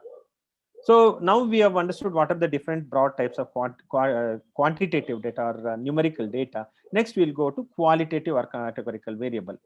Again, qualitative or categorical variable, as we discussed, it is actually which are not measured or which are not measurable, but they can be grouped for specific for standardization purposes. So when they are grouped, there are two types of these categorical variables can be further divided into two types. One is nominal and second is ordinal. What do you mean by nominal and ordinal? Ordinal, the word itself says order. It is basically they have a particular order. Usually they are measured in categories and they are ranked in grades. For example, if you just take a pain score itself, when you talk about VAS score, you from 0 to 10 is the VAS score. So if you want to quantify the pain or if you want to grade the pain, you actually grade them as mild, moderate, severe based on, for example, 1 to 3 is mild pain, 4 to 6 is moderate pain, and 7 to 10 is severe pain. So thereby, if you notice, they are following a particular order. For example, somebody who is having 1 to 3, he will be classified as mild pain only. He cannot be put as moderate or severe because you have a particular sequence in which you have to be you have to segregate them. So this kind of arrangement is known as ordinal categorical variable. Likewise, for another example is ASA grade 1, 2, 3, 4. See, ASA can be grade 1, grade 2, grade 3, grade 4. Okay. So again, it is based on the severity of the disease, underlying disease. Somebody who is having grade 1, his underlying disease is he's absolutely normal patient other than the surgical disorder. Whereas grade 4, he has got severe comorbid illness. So likewise, Bromide scale of motor block, all these things are ordinal scale. Nominal include, there is no order. Basically, they are actually falling into individual groups based on their characteristic. For example, if you consider blood group AB or O. So a person can have A blood group, a person can have B blood group, or he can have AB. He can have any one of them. He cannot have multiple of them. So these kind of arrangements are known as nominal categorical variables. For example, if you see gender, male or female, blood group AB, O, or even, for example, presence of a disease. Somebody says if the disease is present or not, then you have only two answers. It can be yes or it can be no. There is nothing in between. So they are also known as nominal categorical variables. So if you see here, again going back to the same table of the study, if you see the gender distribution, male and female, 30:20. So this is a nominal variable, whereas as a physical status 1, 2, 3, 4 is basically a what kind of variable? It is a ordinal variable. Likewise, motor block is a ordinal qualitative variable, whereas age, weight, BMI, duration of surgery, all these things are continuous quantitative variables. I hope this is understood. Okay. So to summarize, so variables are basically classified into qualitative or categorical, or quantitative or numerical. So among the qualitative variables, it's ordinal or nominal. Ordinal, basically they are arranged in particular order or graded or categories. For example, severity of the disease, age, for example, child, adult, old. For example, the recovery from disease, better, same or worse. Cancer stages, like stages of cancer, grading of motor block, all those things fall under, and grading of your Malampati class, all these things fall under ordinal. Whereas nominal include gender, blood group, treatment groups. For example, group A, group B, they are nominal categories. Outcome, for example, death or alive. These kind of things are known as nominal variables. Likewise, now coming to the quantitative variables, it can be either discrete or continuous. Discrete, for example, specific integers in the form of examples include number of patients admitted, number of asthma attacks, number of deaths in an area. Whereas continuous variables include your pulse, BP, hemoglobin percentage, age, weight, height, BMI. These are some of the examples of continuous variables. Now we have understood the type of variables. It's not rigid that all the variables are represented at the same time at all points of time. The variables, the representation of variables can vary depending upon the circumstances or depending upon the outcome what you are expecting from the study. For example, you just take this example, smoking status as one of the variable. So if you want to represent, if suppose if the study is biased by the smoker versus non-smoker, then this becomes categorical nominal data. For example, smoker versus non-smoker, because either he smokes or he doesn't smoke. So these are only two categories. So this kind of arrangement is known as categorical nominal data. The same thing, if you want to assess the severity of smoking on a particular outcome, then you classify them based on the degree of amount of smoking. For example, somebody smokes 10 cigarettes per day, you classify them as heavy smoker. Somebody smokes about 5 cigarettes per day, classify them as light smoker. Somebody who has stopped smoking 6 months back, you classify them as ex-smoker. Somebody who doesn't smoke at all is classified as non-smoker. So this kind of arrangement where you follow a particular order is known as categorical ordinal data. And finally, suppose you want to quantify the amount of cigarette smoked between two groups. For example, let us say you are trying to compare the incidence of cancer, lung cancer in patients who smoked, who were heavy and light smokers. So in that, if you want to quantify the data, what you do is you collect the data as number of cigarette smokes per day. See, in this heavy smoker, you mean that anybody who smokes more than 10 cigarettes per day is considered as heavy smoker. But you actually, if you see, you don't know how many. Somebody is smoking 100 cigarettes also, he is a smoker. Somebody is smoking 20 cigarettes also, heavy smoker. But you don't know the impact of the smoking on particular disease. So if you want to quantify that, you actually count the number of cigarettes smoked per day, then it becomes discrete data. Because for example, you mentioned 10 cigarettes per day, 20 cigarettes. Here you are actually measuring the discrete numbers. This is known as discrete data. So if you understand, each study will have more than one type of data. So if you see here, See, if you again going to the same table, if you see, you will have nominal data, you will have ordinal data in ASA physical status, and if you go for duration of analgesia, duration of sensory and motor block, they all form the continuous quantitative data. And if you see the PONV incidence, then that forms the discrete data. So this is about how you understand a variable. Okay. Now, methodologically, if you decide, if based on the study methodology, if you try to classify the variables, there are two terms, that is independent variables, that is dependent variables. All these variables, whatever we discussed till now, they can be either independent or dependent depending upon the study. So before understanding the intricacies of that, we'll just go through what do you mean by independent and dependent.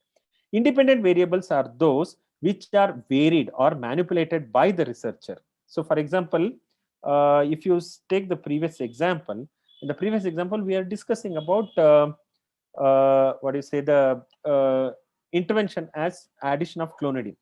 So this addition of clonidine is an independent variable. So group A, clonidine group, and group B, control group, these are the independent variables, because this can be manipulated by the researcher. The researcher decides to put clonidine, or he decides to put him onto the control group depending upon the randomization sequence. So therefore it is independent. It doesn't it is not influenced by the outcome.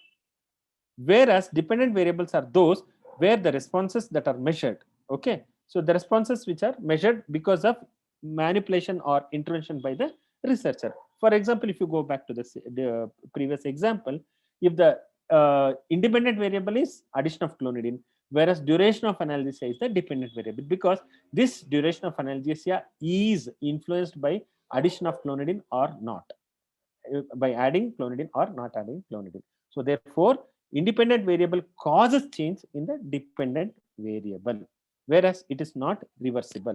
It's not the vice versa. Dependent variable will not cause changes in the independent variable. So I was just discussing about the same thing in the previous slide. So likewise, giving you a few more examples, let us see this example. Comparison between two different laryngoscope blades, that is McIntosh and Miller blades, in terms of time to intubate, number of attempts, trauma, and hemodynamic response. Now, what is the independent variable? The independent variable is McIntosh blade and Miller blade, because these are the ones which are introduced by the researcher, or these are the manipulations which are introduced by the researcher. So they are not influenced by the outcome. Whereas time to intubate, duration of number of attempts to intubation, and trauma, these are the dependent variables, and these are the ones which are influenced by independent variables. Going to one more example, effect of age, gender, and weight on duration of pre-oxygenation with regards to change in saturation at 1 minute, 3 minutes, and time taken to reach a saturation of 100% from baseline. So this is the study. So what is the independent variable? The independent variable is age, gender, and weight, because the author can, or the researcher can, select the age group. He can select the gender in whom he is going to do the study, and he can select the weight band in whom he wants to decide to do the study. Whereas the change in time saturation from baseline at the end of 1 minute or at the end of 3 minutes of pre-oxygenation is totally dependent upon the intervention, that is pre-oxygenation. So therefore they are all dependent variables. Time to required to reach saturation of 100% is again a dependent variable. So we just discussed about two types of variables. Now there is something called confounding variable. Now what do you mean by confounding variable? Confounding variable is one which is actually present. It's something like if you see if an agriculturist is sowing paddy in the field, along with paddy there are some weeds which are growing inside the paddy. So these weeds are basically present and which can influence the growth of paddy, isn't it? So confounding variable is something like that. So confounding variable is a variable which is inherently present in the study group as well as the control group. And it can influence the effect of independent variable on dependent variable. That means it can modify the output, or it can modify the outcome of the study. So this is known as confounding variable. So if you go to the example, if you see again going back to the same previous table, control group and clonidine group, they are independent variables, whereas motor block, duration of analgesia, sensory block, motor block, All these things are dependent variables. Now, if you see the age, the gender, the weight, body mass index, and ASA physical status, all these things can affect the outcome of the study. It can have a bearing on these parameters. For example, so if females are more, they can have a females and males, they can directly influence the incidence of POMA. Okay, likewise, obese and non-obese with respect to weight and BMI, they can also induce some sort of what you say confounding in the outcome. Some suppose obese patient will have a longer duration of motor analgesia, or they might have shorter duration of sensory block, they might have shorter duration of transit. So therefore all these things can have direct or indirect bearing on these outcome variables, and therefore they are known as confounding variables. I hope this matter is driven through. So dependent variable, independent variable, and confounding variable. So all these are basically variables. They are either quantitative or qualitative depending upon what they represent, and based on the point of view of the research question or the study, they can be either independent variables, they can be confounding variables, or they can be dependent variables. I hope the message is driven through. So once we have understood the data, and now next thing is we are going to enter it into the master chart on the Microsoft Excel sheet. So before enter it and taking it up for statistical analysis, there is a small step, something known as pre-processing of data or data cleaning process. What do you mean by this? Basically what you are doing to do is, before, as we know, when we try to cook a food or something, we actually, when you prepare a rice, when you are going to cook rice, you actually try to segregate all the impurities in the rice before you take it for cooking, or you take it for the final stage of cooking. So likewise in data also, data cleaning process, what you do is you remove some of the unwanted or some of the data which are present, but they are not going to contribute to the outcome of the study, or they are going to disturb the appearance of the study. So this is known as data cleaning process. What you do is basically you reconciliation, that is you cross query the data entry. Many a times what happens, there might be missed data, or there might be double entry, or so many things can occur. So all these things, in order to avoid these things going into influence the final results of the study, you just reconcile or reconciliation, or just go through the data, cross verify that with the protocol paper whatever you have entered, and you verify whether value. Many times it so happens, I have seen many master charts, including my own students, including mine. Many times, instead of entering NIBP 1, 2, 3, like was for let us say systolic blood pressure, instead of mentoring 1, 2, 3, I would have mentioned 1, 1, 1, 2, 3, because it's just sheer by a typing error. So that would, if you see the mean, automatically the mean will go up like very high when you calculate, when you try to calculate mean from this particular data series. Okay, so therefore you cross verify the data and then try to eliminate the duplicate entries.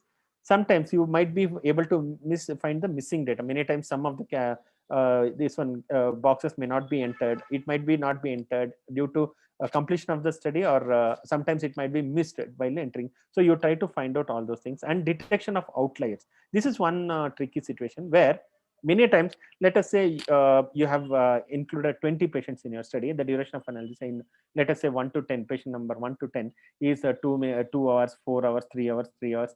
Likewise, suddenly one patient has a duration of analysis of 15 minutes, and whereas the other patient has duration of analysis of 9 hours. So if you see, most of the patients have duration of analysis ranging between 2 to 4 hours, whereas one patient has got 15 minutes and the other patient has got 9 hours. These wide changes are basically due to some of the inherent involvement in the patient, or sometimes it might be due to some erroneous entry. Sometimes there would be some while entering, somebody would have not entered properly, or some problem would have occurred while entering, or sometimes it would have not been properly monitored. So these are known as outliers, and you try to find out why the outliers occurred.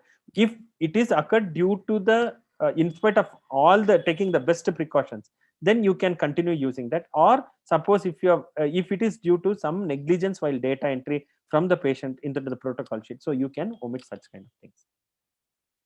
So now that you have entered all these things, you are going to measure them and quantify them and represent them in a graphical way or tabular way, whatever it is. So you represent the values using various mathematical models. Usually quantitative variables are expressed in the form of mean, median, mode, and standard deviation range and interquartile range, which I'm going to discuss in the subsequent slides. Likewise, qualitative variables are expressed as proportions, percentages, and ratios. So in this, if you see age, all these black colors, they are quantitative variables. They are expressed in the form of mean and standard deviation.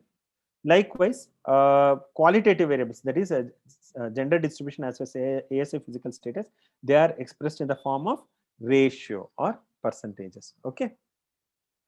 So most of the times the data may be uniformly distributed around a central value, or sometimes the values might be spread out within a particular range. For example, as I discussed earlier, see, if you describe the duration of analysis, some patients had 2 hours, 3 hours, 4 hours, some had 3.5 hours, some had 2 hours, like that. Suddenly one patient had 5 hours, one patient had 10 hours, one patient had 15 minutes. So this kind of distribution can occur.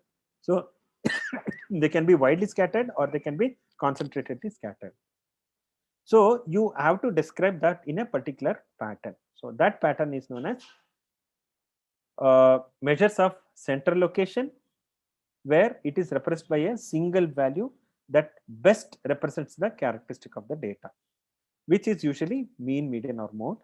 And the next is measures of dispersion, that is how much a value can move away from the central value. For example, let us say you have a mean of so we just discussed about the standard we just discussed about the duration of analysis of a patient group, like 2.5, 3.5, 4.5 hours and all. So if you take the mean, let us say the mean is around 2.5 hours. So the mean 2.5 hours is a single value that represents the entire characteristic of data, whereas let us say the standard deviation is, let us say, around 1.2 hours. So this 1.2 hours is the one which shows the spread of data. So it says that a data, if you put 1.2 on either side of 2.5, that is 2.5 minus 1.2 is 1.3, and 2.5 plus 1.2 is 3.7. So most of the around 60 to 70% of the values lie between 1.3 and 2.7 hours. So this is what the measures of dispersion imply. Normally the measures of dispersion are measured in terms of standard deviation, standard error, range, variance, and percentile. Now what are these? Measures of central tendency. Mean is the arithmetic value of the series of data, whereas median is the middle value in the series of data, and mode is the commonly occurring value in that series of observations. Then measures of distribution, one is range, where it is the difference between the minimum and maximum samples. For example, if you go back to the same example, the range is 15 minutes to 9 hours. If you see, 15 minutes is the lowest one and 9 hours is the highest one. So therefore this is the measure of dispersion, but it doesn't give much of a meaning. Likewise, so when you orderly arrange them in a particular fashion, and then you divide that into 100 equal parts, then it becomes percentile. So usually you mention 25th percentile, 50th percentile, 70th percentile, or any other percentile. And the most second common use of measure of dispersion is interquartile range. What do you mean by interquartile range? It's nothing but you arrange all this data in a particular ordered fashion. Let us say you first take the central value, and then you see how much each value differs from on either side of this central value, and put them accordingly on either side of that central value, and you generate a curve. So the one which lies between the 25th percentile and 75th percentile, this is where the most of the values lie, and this is known as the interquartile range, and the middle of the interquartile range represents the median. So whenever you use median, you use interquartile range. Standard deviation is a standard, this one which is commonly used, and it is a measure of variation or dispersion of a single value from central value, and it is usually calculated by the standard formula. Most of the time these formula are self-fed in the Excel sheet, and if you use the commands, standard deviation, etc., you can straight away calculate the values from the Excel sheet itself. And variance is another measure of spread out of the distribution of variables in a population. So now you might be thinking where to use, how to use these things. When to use mean, when to use median, when to use range, percentiles. For that, you need to understand one more concept, that is allow the location of or the spread of data, which is usually described by a Gaussian curve. This will be described much more in detail by Dr. Rakesh Garg, but meanwhile, I'll just introduce this point to you. What you need to understand is there is something called Gaussian curve, and the center of the Gaussian curve represents the mean, median, or mode, and on either side represents the depression. So what you do is you just mention, you calculate the mean, plot it in the center, and go on plotting all the values on either side of the center line. What you get, and finally you just contact all the lines and you make a curve, and this is known as a Gaussian curve. Based on this Gaussian curve, if they are symmetrical, then the data is uniformly distributed. If they are not symmetrical, they are not uniformly distributed. Whenever there is uniform distribution of data, use mean as the mode of representation of data. When there is non-uniform distribution of data, or when they are skewed, you use a median as a representation of data. Okay, so you don't enter mean and standard deviation. In fact, you enter median and interquartile. Likewise, measure of distribution for uniformly distributed data, you use standard deviation and standard data. Whereas for skewed data, the measure of dispersion commonly used is range and interquartile range. So this completes the variables and data thing. Just to add one sentence, next is how to, once you have calculated all this, how do you represent it in the result section? Data can be represented in various methods. One of the commonest and easiest methods is textual pattern. You just go on writing the text, like the duration of, you can mention so many patients were included in the study, and the age duration was so and so, the age in this group was so and so, age in group was this one. So this is the textual matter. The other method of representation is tabular format, and the other method is graphical format. So then how do you use various table or graph is based upon this small table. For example, most of the categorical use either table or graph, bar graph or histogram. For numerical data and continuous discrete, you can use bar or histogram, whereas continuous data, most often we end up using line graph or box and viscous plot. Likewise, correlation, you use Kaplan-Meier curve, and for diagnostic test, you go for ROC curve or receiver operating curve. Thank you for your patient hearing. Hope I didn't take much of your time. I think exactly half an hour. Over to Rakesh sir. Thank you, sir. Thank you so much. Can you just allow me to share the screen, Dr. Sudesh? Yes, sir. I'll stop. Sorry. Yeah.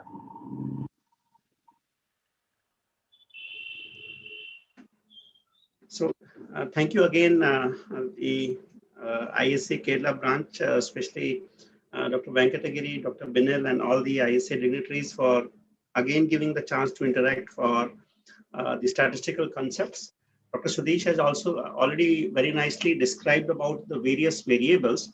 But now when we say so much of variables, we need to describe them, and statistics is basically the data reduction. And then try to put them into a very meaningful way so that we can summarize the data and then compare it. So this is what the statistics is, and we have discussed all in this last session also, and we have discussed in this session also. And we also discussed something about descriptive statistics, the inferential statistics. Descriptive, Dr. Sudesh has already mentioned very nicely that how to use the descriptive statistical tool. Now, when we do a statistics, basically you need to understand that what are we comparing with, so to have a meaningful result out of it. So if you are just seeing for one variable, it will be univariate. If you are using more than two, it will be multivariate variables. So it all depends upon the type of study you are doing it. So if you have multiple data, multiple groups, more than two groups, or you are comparing data at multiple times, it will depend upon the study design. The suitable statistical tool will be used for this. And as you mentioned that the variables are either categorical or quantitative. So when you describe them into a statistical analysis, categorical data are usually formed in the form of frequencies and percentage, and the quantitative data are in the form of mean and median. And if you are using mean, you have to mention standard deviation, And if you are using median, you need to mention the range or interquartile range. Now, this is important because most of us are familiar with range. So we mention median with range, but we forget to write interquartile range. So whenever you think that median is being used, I'll tell you where it is being used. In that situation, the interquartile range must be mentioned. Also in the categorical data, one important point which we miss majority of time, we try to put percentages with every number. For example, say the total sample size was 50 and you have say 30 number into one group. So we'll keep n is equal to 30 in bracket, we'll keep 60%. So remember, when the frequency is 100 or less than 100, there is no need to put percentages. Try to use percentage only when the number crosses 100. So whenever it is less than number, maybe the event rate, maybe the total sample size, maybe the occurrence of any measurable value that you are doing it, it should be, if less than 100, just mention the number without a percentage. More than 100, mention the percentages also. Now, these are the things that will show you the measures of central tendency, and how to use them will depend upon the Gaussian distribution, which Dr. Sudesh was also mentioning. Now, this type of distribution, now if you have data and you put them onto a graph and try to outline the whole data with a line, and if it takes the form of a bell-shaped, it becomes a Gaussian distribution. Now, this distribution we expect will happen if you have done your study very nicely. It is a blinded study, it is a randomized study, there is no bias. Most of the data should be Gaussian distribution, and that is the acceptable gold standard distribution of the data if everything has been fine. Now, this bell-shaped curve has been used with different terminology. Some people say it is symmetrical distribution, some say it's Gaussian distribution, some say it's normally distributed, but it all means the same.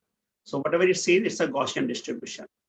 But in case if you see the data and place them onto the graph and try to create a line, this situation can happen in some of your data. Either it could be, your data could be skewed, it will not be a bell shape, it will be skewed towards the left or towards the right. So it could be left skewed or right skewed. This means when you see your data of a Gaussian distribution, the mean, mode, and the median are overlying each other. But in the skewed data, the mean is onto the left of the median, and here on the right side, mean is right of the median or the mode.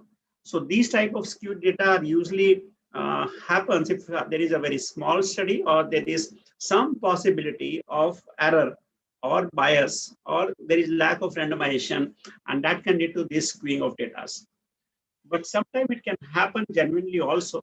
So if your data is skewed, then the various statistical tools are less robust.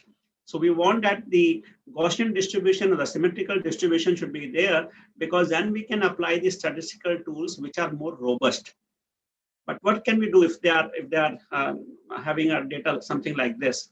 So one is, if you want to assess your data, you can see these graphs, do a eye rolling, and then you can say that it is skewed data or non-skewed data.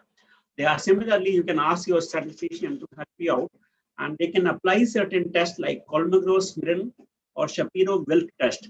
Now they will tell you using these tests that whether your data is Gaussian distributed or non-Gaussian distributed. So this will help you. Now this is important because the statistical tool for Gaussian distributed data and non-Gaussian distributed data are different. So that's why it becomes very, very important to understand the distribution of your data. Similarly, on a very rough note, you can see the difference between mean and median. Now, if you see, for example, in this study, the difference between the mean and median was 1.5%. On the other hand, when we talk of the length of stay, it was 29.1%. So in case if the difference between mean and median of your study is more than 5%, this means the data is non-Gaussian distributed, because as we have shown in the earlier graph, the mean will not coincide with median, and if it is further far off, then probably your data is not Gaussian distributed. Now, as I mentioned earlier, that Gaussian data has a better validity. You can apply a robust statistical test, and the conclusion is more robust. But since the study is completed, if your data is non-Gaussian, they will be having a lesser robust statistical tool to apply. So what we can do in this situation? The option is either we apply the parametric test, which are, as I mentioned, are less robust. Their conclusivity is much less. You cannot very strongly conclude that one group is better than the other group, or the complication rate is more than in one group as compared to the other group. The other option could be that you can transform to normality for the purpose of applying statistical tools which are having more strength.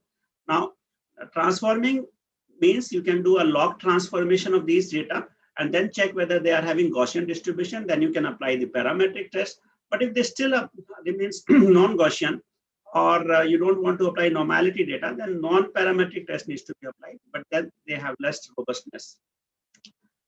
The other aspect is if your data is Gaussian distributed, then you need to report your descriptive statistics as mean and standard deviation.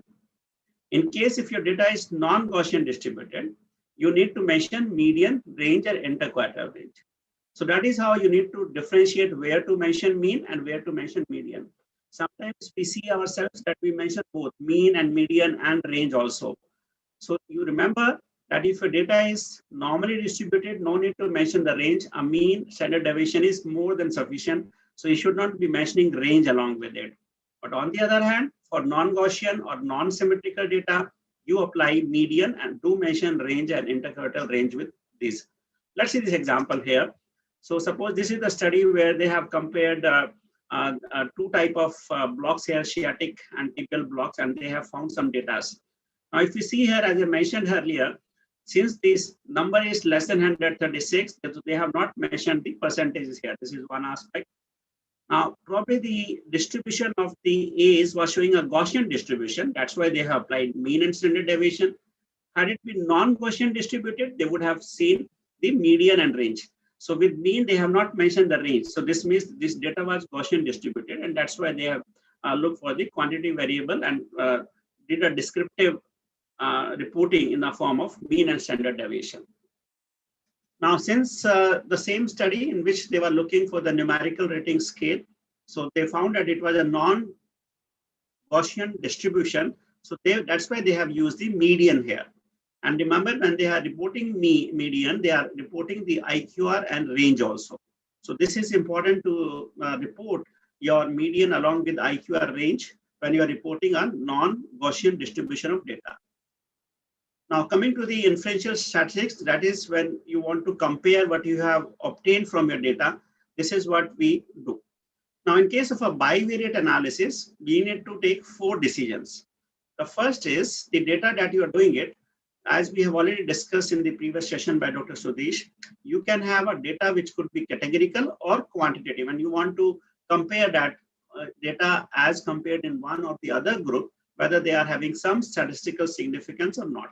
So based on the type of data that you have or that type of variable you have, you can have 3 combinations: categorical versus categorical, categorical versus quantitative, quantitative versus quantitative for your comparison and statistical analysis. Now, when you do a comparison, you just need to remember these 4 important points. Now, these are important ones. And based on this, you can easily take decision that which statistical tool or test will be applied. First is combination of variables.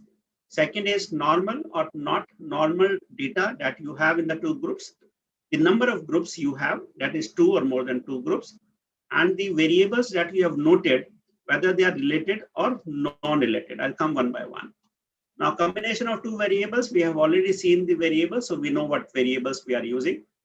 We have already seen this chart as nicely explained by Dr. Sudesh. So we know that whether we have categorical or numerical data.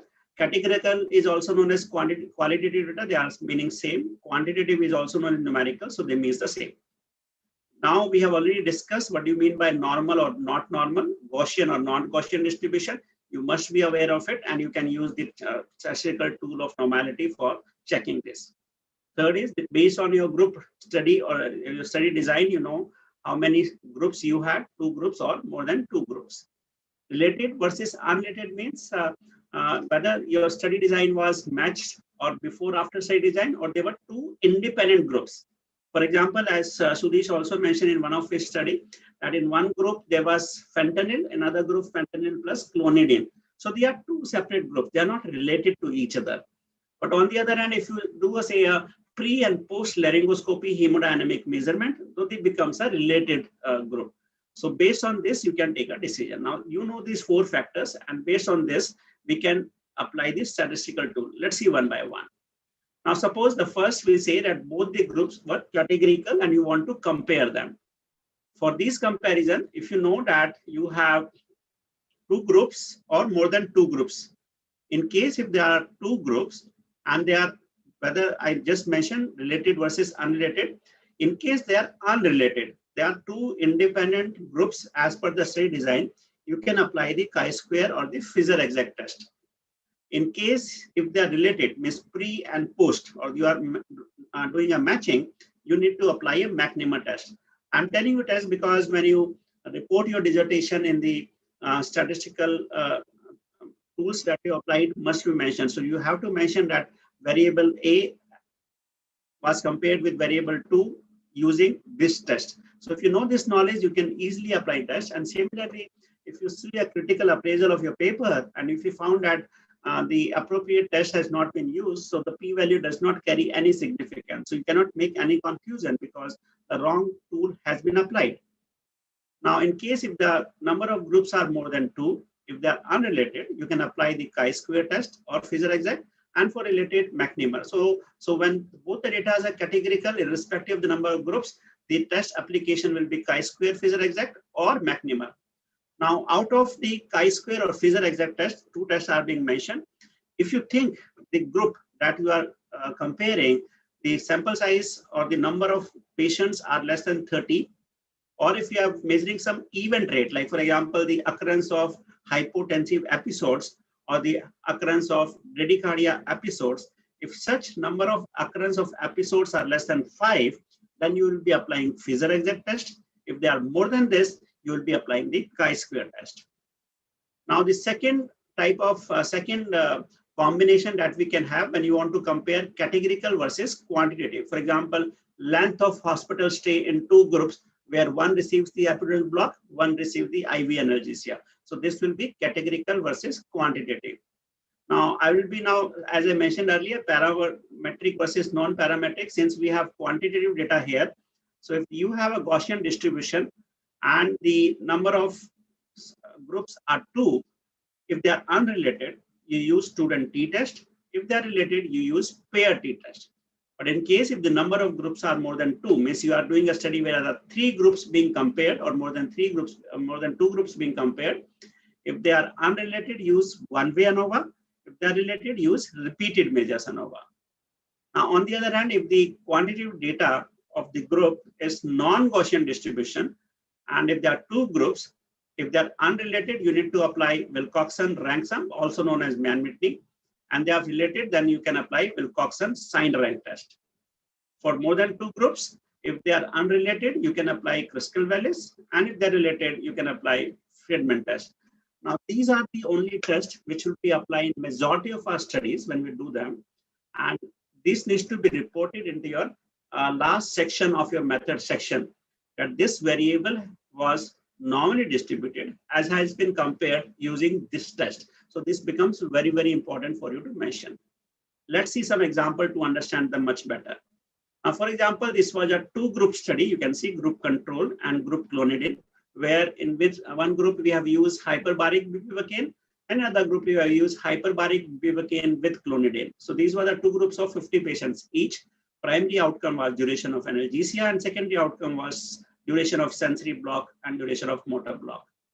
Now, when we find these observations, now, for example, we want to compare, say, age. Now, age is, if you compare this data, the groups are categorical, but the age has a numerical value, so it's a quantitative value. So when you want to compare categorical versus quantitative, which could be age here, which could be weight here, BMI, and the duration of surgery. So all which are mentioned in black here are the quantitative data. So now when you want to compare categorical, the groups are categorical versus quantitative data like age, weight, BMI, and duration of surgery. Now, if you know that your distribution is normally distributed, because if it's a mean, this means this is normally distributed, you will apply student t-test. If it was not normally distributed, you would apply median here, and then you will apply Mann-Whitney test. So this is how you have to take the decision of which way of describing your data and which statistical tool to apply on. Similarly, when you talk of categorical, like for example, gender versus two groups, so it will be categorical versus categorical. Similarly, the ASA physical status here. Now, in this situation, you will be applying chi-square test because there is no quantitative data here. So you will be applying chi-square test here because the sample size here is more than 25. Now, similarly, if you talk about the primary outcomes here, duration of analgesia, which is again quantitative. So categorical versus quantitative data, parametric, student t-test, and non-parametric. If this duration of analgesia was skewed distribution, you need to report them into median with range and interquartile range, and then the statistical tool that will be used will be the Mann-Whitney test. So this is how you need to apply. But now in case if there are three groups, right?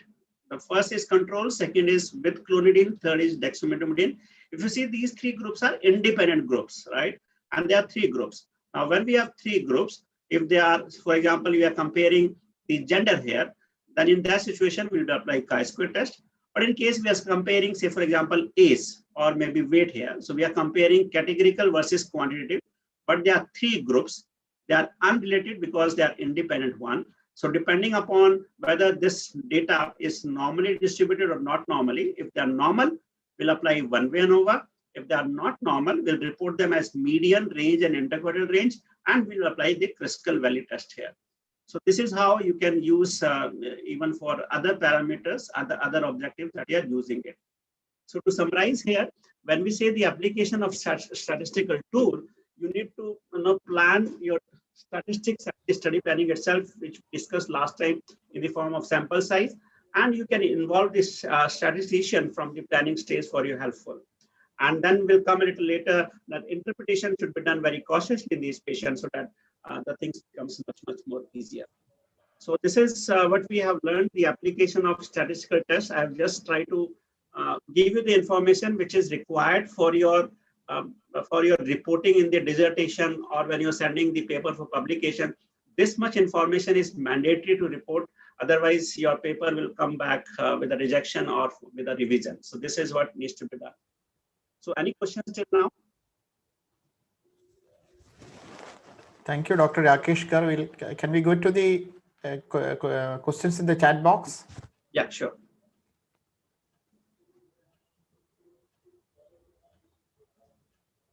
Is the first part of statistics available on YouTube? Yes. All the programs will be uploaded in the YouTube. Dr. Binil is there. He can answer. Yeah, even our YouTube link is shared in the chat box. They can just click on the link and they can subscribe our YouTube channel also. All our programs are there in the YouTube. Almost 20 lectures are there.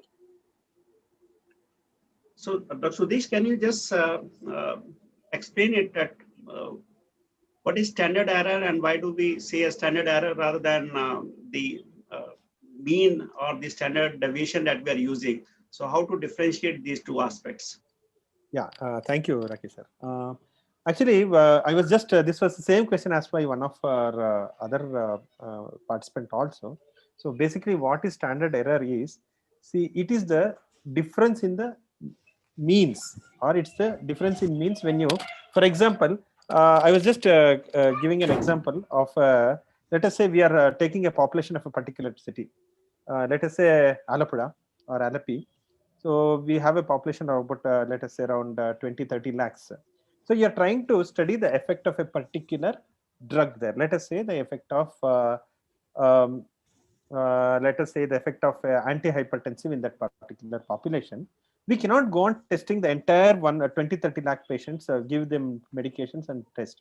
So what we do, we select around 100 patients from that. So that 100 patients is known as a sample size. And we give the medication. So before giving medication, we measure the blood pressure. After giving the medication, we blood pressure. So you find the difference. So the difference you calculate from that, you take difference from each patient and take a mean of it. So that forms the mean. Okay, and you calculate standard deviation from that mean using that formula whatever I showed in the slide. So this is mean and standard deviation. But many a times this mean is not is absolutely representative of the means of all the patients. So if you try to repeat the same test in another set of 100 patients, you leave these 100 patients and take another 100 patients from that population of therapy, and you give this antihypertensive, the mean whatever you get from that set of population might be different from this set of population. So this difference in mean is nothing but the standard error of means. So when you go on testing 100, 100, 100, you take 5 sets of 100 patients and take the mean difference in blood pressure before and after medication. The means what you get in group set 1 will be different from 2, will be different from 3, will be different from 4. So this kind of the difference in these means is known as the standard error of mean. The smaller is the standard error of mean. That means the means are very closer. That means whatever you are anticipating the effect is almost very predictable, or it is very consistent. That is what is inferred by the standard error of mean. If the standard error of mean is wider, that means the means are wider. So therefore there is a possibility that this, the values in the general population, when you try to generalize the findings of this particular study into general population, you might not get the same desired value as you get in this particular study. So that is the implication of standard error of mean and mean. I think Rakesh sir, you can add a few more points regarding standard error of mean in this. I think you have nicely described here. So majority of time when we are doing a single study, we are just giving them the standard deviation here. But if you do a multitude of samples and then try to report them, then it becomes a standard error of mean for that particular different samples. So there are no more questions right now. So we'll have just a couple of more slides when we say the results interpretation, the last section, which we're supposed to discuss. So if Dr. Rajesh allows us, if the time permits, can we take another 10-15 minutes? Sure, sir. You can, please go ahead. So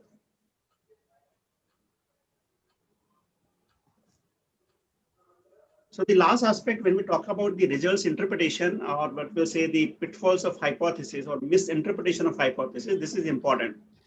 Now, when we say the p-value, so majority of time when we say we have achieved a p-value of say p.01, we think that the two groups are having a statistical significance, that I agree, but we also interpret them that the group A1 is better than group B. So this is one of the important things when you try to interpret your results based on the p-value. So statistical significance does not guarantee clinical significance. Now, this is very, very important because when we write the discussion section, we need to be very careful. Let me take you through this example. So, for example, say time taken for tracheal intubation is CMAC video laryngoscope was significantly less as compared to glide scope, and P was 0.01 in patients with normal airway. So this appears that one video laryngoscope was better than the other because P was 0.01. So should we interpret something like this? No, we cannot compare like this, because if we see the magnitude of difference, for example, the time taken was 14 seconds in one and 18 seconds in the other for a normal airway. Though the p-value is 0.01, but it does not carry any clinical significance. So we cannot say that one video laryngoscope is better than the other video laryngoscope because the difference of 4 seconds does not have any clinical significance. So your discussion section will be heavily based on the clinical expertise. But same time, if your study population was a patient with ARDS, where the oxygen reserves were too low, in those situations, we can obviously say that even 4 seconds may be of some significance. So you can just interpret your result accordingly. So this is one of the important points. And I just repeated again that statistical significance does not guarantee clinical significance, and your acceptance of results and your discussion section must emphasize this. The other aspect is p-value is not sufficient. The confidence interval also needs to be looked for, because P is just a measure of the effect of occurrence of something by chance. So if we say 0.01, say the occurrence of this difference by chance will be less than 1. So this is what by mean p-value. So we need to look for the confidence interval, because p-value sometimes we say highly significant, not significant. But as I mentioned, it does not guarantee clinical significance. What we need to look for is the confidence interval. Now, nowadays, if you see any of your studies, the confidence interval is being reported along with the mean standard deviation, for usually for the your objectives that you are using, and they should be mentioning the confidence interval means the boundaries of the whole data within the 95% will give you the estimate of the collected data that you have. For example, if you see this study, they have mentioned the 95% confidence interval of mean difference. So if you can see here, now in next subsequent slide, I will try to explain it. Now, if you see the intubation success rate at first attempt, it was 76 in one group, 73 in other group. So maybe even if this value is having some statistical significance, but if you see the mean difference, it is crossing the negative to positive side. So possibly does not carry any clinical significance as such, even if it has some significance on the statistical aspect. So try to pay attention to the effect size of the confidence interval. For example, I will come back to the same which I've shown you earlier. If you say the CMAC was 14 and the glide score was 18, and the 95% confidence interval was this much. We earlier mentioned the p-value was statistically significant here, 0.01. But if you see the data here, since they are overlapping with each other, so probably the difference in the values of the two groups does not have any significance also from the data point of view, because they are overlapping each other.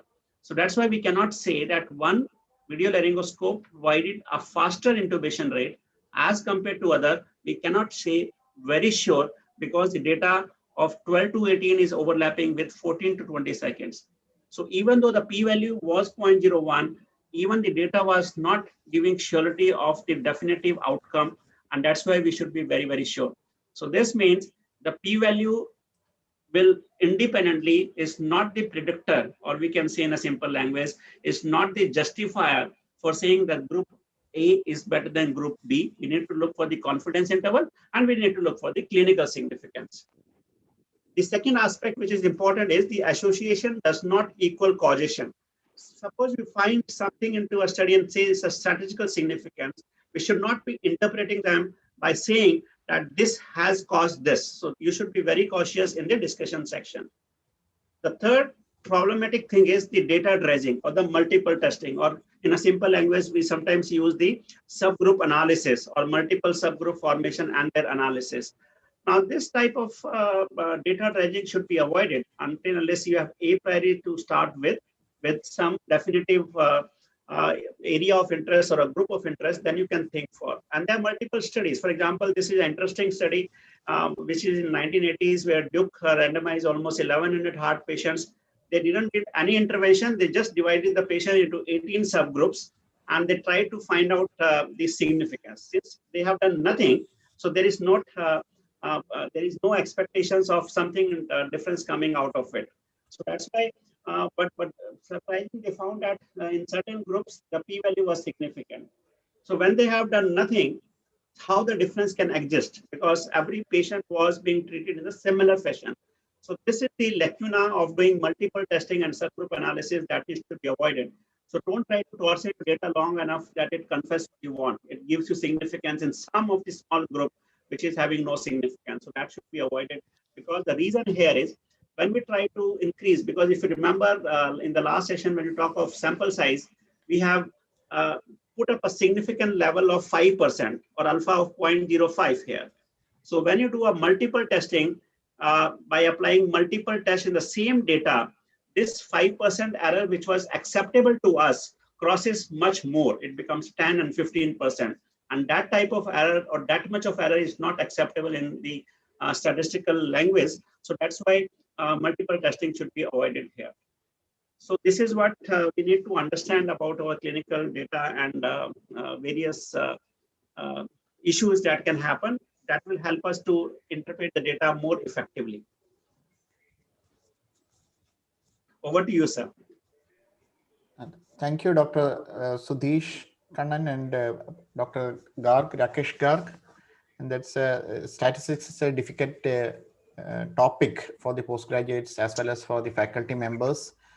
And a lot of faculty members attended the sessions, the last session and this session. I think it will be benefited for those for appearing for practical exams and those who want to take research work seriously and to publish following the research work. Thank you, sirs, Dr. Rakesh Garg and Dr. Sudhish Khanna. We are fortunate to have two experienced faculties in the topic. And over to Dr. Binil and Dr. Venkadagiri and Dr. Nazar. Thank you, sir.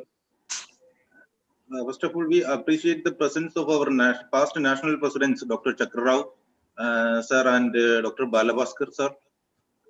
And we could also appreciate the presence of so many HODs from all over India. Future president also. Before I moving on to vote of thanks, Giri sir, any comments from you? I have a comment. Status, I don't want to talk. It is like blind people explain event. I will have to learn a lot. Statistics. Full statistics I have to learn from Rakesh and I don't understand really. But they have taken a good class and then I have a comment. Again and again.